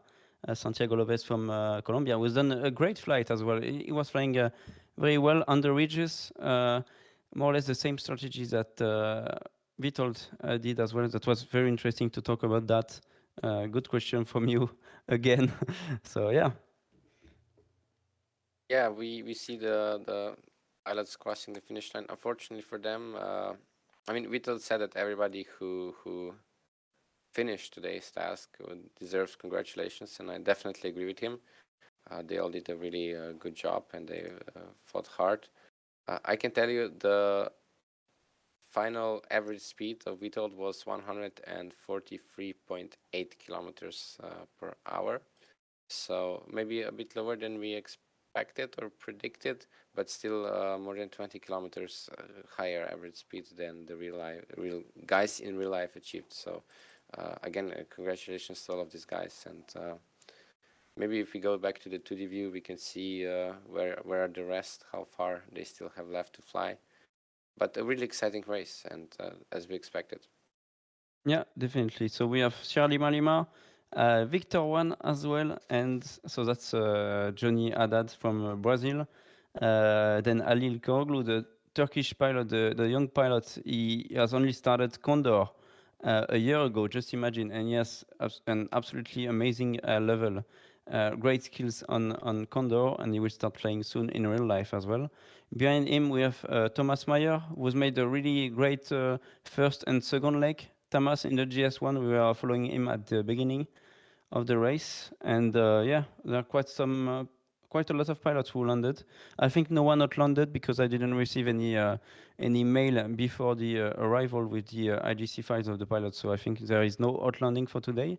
Very interesting race, and it was maybe easier than the real life race, but we cannot yet make the weather as precise than it was in the real contest with, as Thilo said at the beginning of the live, some convergence, some difficult part of the task with Cyrus clouds and so on. So it was not really the same, but great race, really still difficult with what Witold said, the first turn point, the way to the first turn point was really difficult, and we could see it while we were talking to Thilo. They were all on the ridges at 1,500 meters, really, really tough flight. So yeah, congratulations to all of the guys. Yes, I think that's a good thought to wrap up on, and I think also a really good invitation for all of you to join us in the following days. We still have a few more days to compete, 3 days, and with this really tight leaderboard, it's gonna be really, really exciting. So make sure you don't miss it. Make sure you also don't miss the real life Sailplane Grand Prix that is happening right now. Lots of exciting racing happening there as well, with live stream available every day, just in the early afternoon. I will let you wrap this up, Antoine. From my side, I would just like to thank everybody who tuned in, and have a nice evening. Yeah, thanks a lot, Mark. We will see you tomorrow. I'll continue the live for the last arrival, and then we will follow the small video, 3-minute video from the day, from the real Sailplane Grand Prix day recap with the win of Bosjan Pristavec on the GS1 18 meters, followed by Sébastien Cavard and Sylvain Gerbeau on the podium of the real SGP. That's a nice arrival that we have with the Turkish pilots at 510 meters, and there will be maybe penalties for the Brazilian pilot, Johnny Haddad, flying probably below 500 meters now. And that's low pass for the guys, and Thomas Meyer, the Hungarian pilot flying the GS1. A great aircraft, a really great glider, the GS1. I really loved it. If you have the opportunity to fly it one day, just do it. The best option is to fly it in open class, so in 21 meters, with full of water. It's absolutely amazing in the Alps when you have this glider. Yeah, so if you have the opportunity to try this glider one day, do it. It's fantastic.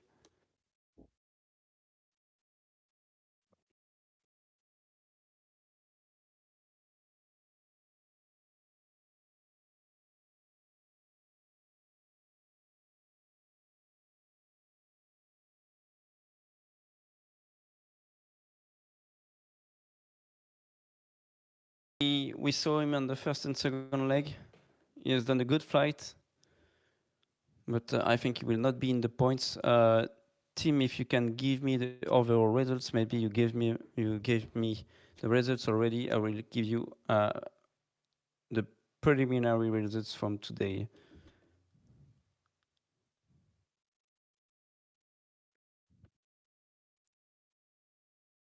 But what I can tell you already is that Vitold won the day with 10 points.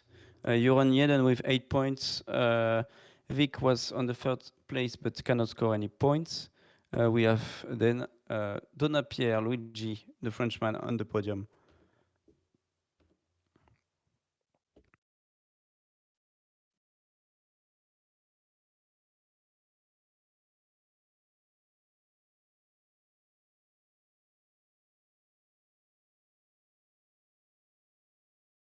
That's really a nice arrival from Thomas. And I have the results for you coming up in a few seconds. So as we said, Vitold on the first place, Jeroen Jenen from Belgium second, Donapierre Luigi third place with 140 kph. We have Arne Martin on the fifth place, just behind him, a few seconds behind, 22 seconds behind. Gorka El Doyen, the Spanish pilot, was made a very good flight today, flying on the ridges, and I think he's used to it in Spain. Mikko Nurminen from Finland is flown in Rieti as well, so he's quite used to that. Very close to Gorka by 7 seconds with 137.7 kph. Behind him, we have the US pilot Josh Meyers with 137 kph, and Benfest is on the 9th position, so with 1 point. So Benfest will have 26 points if everything goes well for the penalties, while we have I think 26 points as well. No, that's going to be 27 points for Vitold. So Vitold Rozak leading now with 27. Then we will have Benfest with 26 and Jeroen Jenen with 23 points, I think.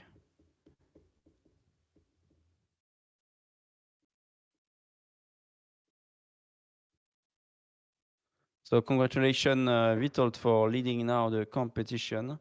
And you will have a lot of pressure tomorrow on your elbows. On your shoulders, better.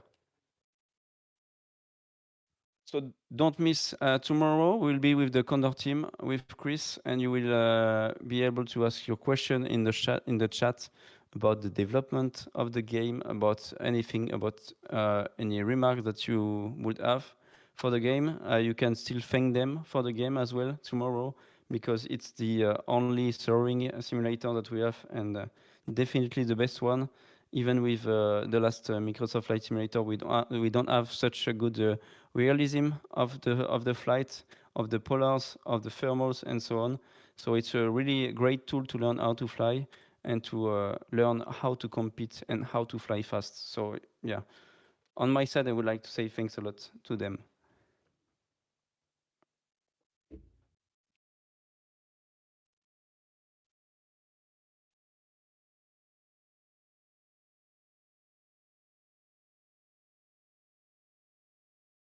Maybe Timothée, we can now join and watch the video, from today's race, the real Sailplane Grand Prix, and then close this live together. We have the last arrival now with Tim Madsen.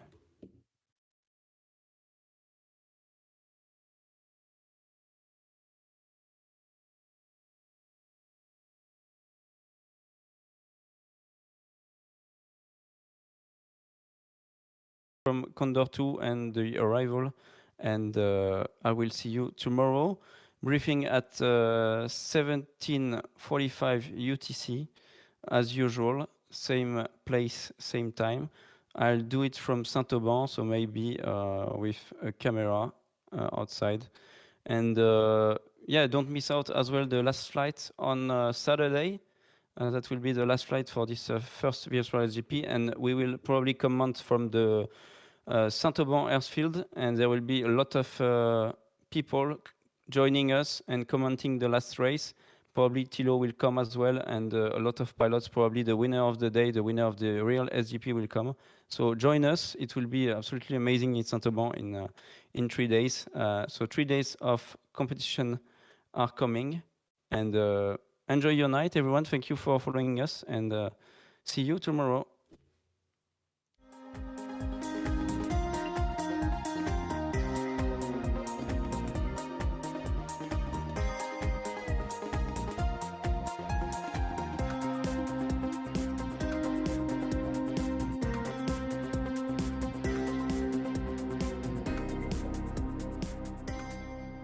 Welcome to the Sailplane Grand Prix Final. In Saint-Auban, we have a beautiful day. Today I feel really good. Because I did something wrong. Even for very famous pilots. Okay. It was a great day in Saint-Auban for the 4th race day. Although we had a lot more cloud cover than previous days with some altocumulus and some difficulties maybe with upper cloud, which could affect the conditions, particularly on the east side of the track. A good start with Sebastian Carr and Mario leaving together, taking a more western route straight out of the start over the Leur. It was quite cloudy on the first leg, but there was good thermals underneath the cloud, underneath the overcast areas, and it was enhanced by the ridges which run all the way along the west side of the Durance Valley. The first leg was a question of jumping from one ridge to another. 2 groups formed, but they soon came back together again on the way to the first turn, which was Aix on Diwa in the D Valley and the south end of the Vercors. Not so much cloud here enabled most people to climb quite well, and they formed back into one major group. Mario Kiesling pulling away a little bit, but it was pretty uniform conditions, and there was just a slight stretch in the competitors to this point. At Aix there were quite good conditions, but not a very good energy line to return out of Aix. We can see Mario turn first and headed straight for the Glandas, which is the south end of the Vercors. The cumulus formed into lines, and it changed a lot the wind low down, and so the ridges didn't work as well as they were expected to.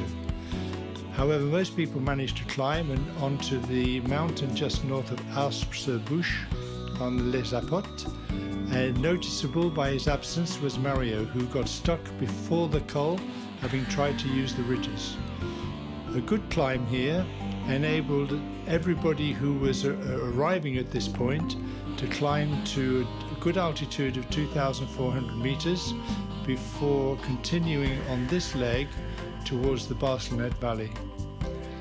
Once they left this thermal, the Pic de Bœuf didn't work so well, and most people went direct to Colombis on the route to Morgon, except Bosjan in Delta Zulu, who took the Grand Berard and the northern route and followed that ridge all the way around and crossed to Morgon at the last minute. The run into Morgon was quite good. The clouds were breaking up and there was good conditions, but weak, not such strong thermals as previous days.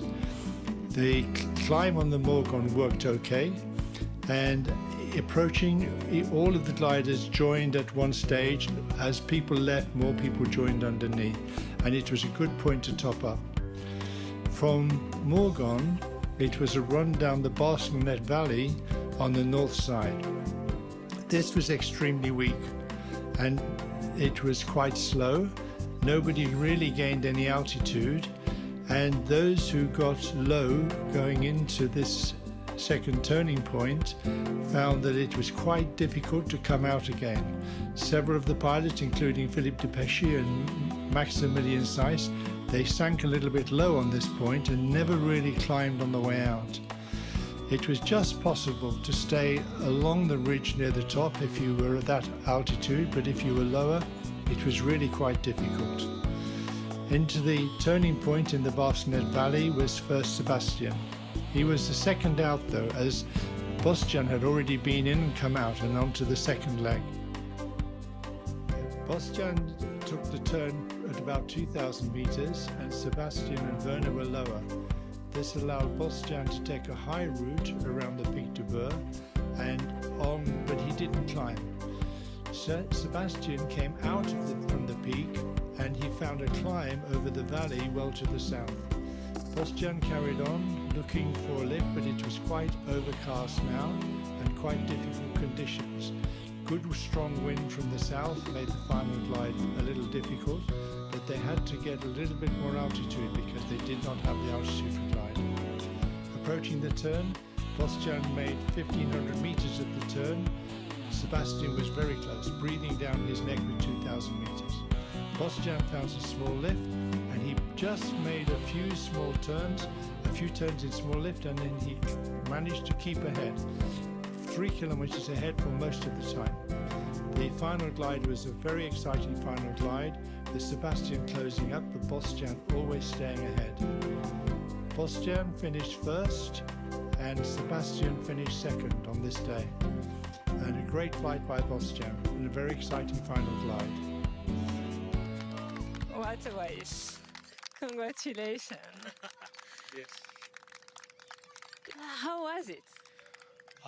It was tricky.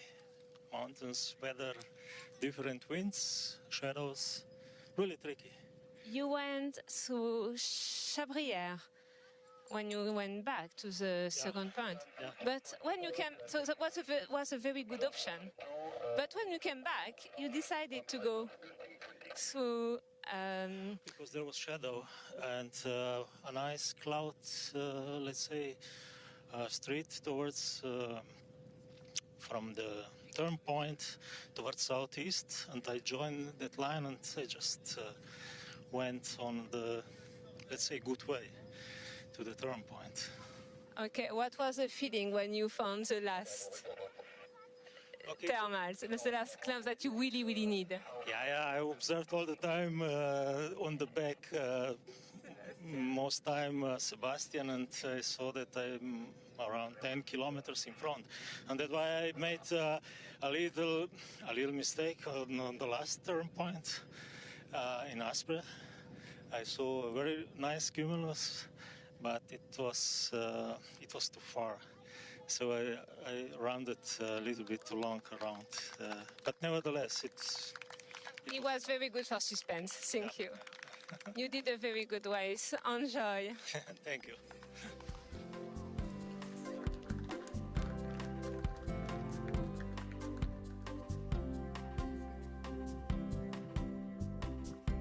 Average 119.4 kilometers and 10 points for the day.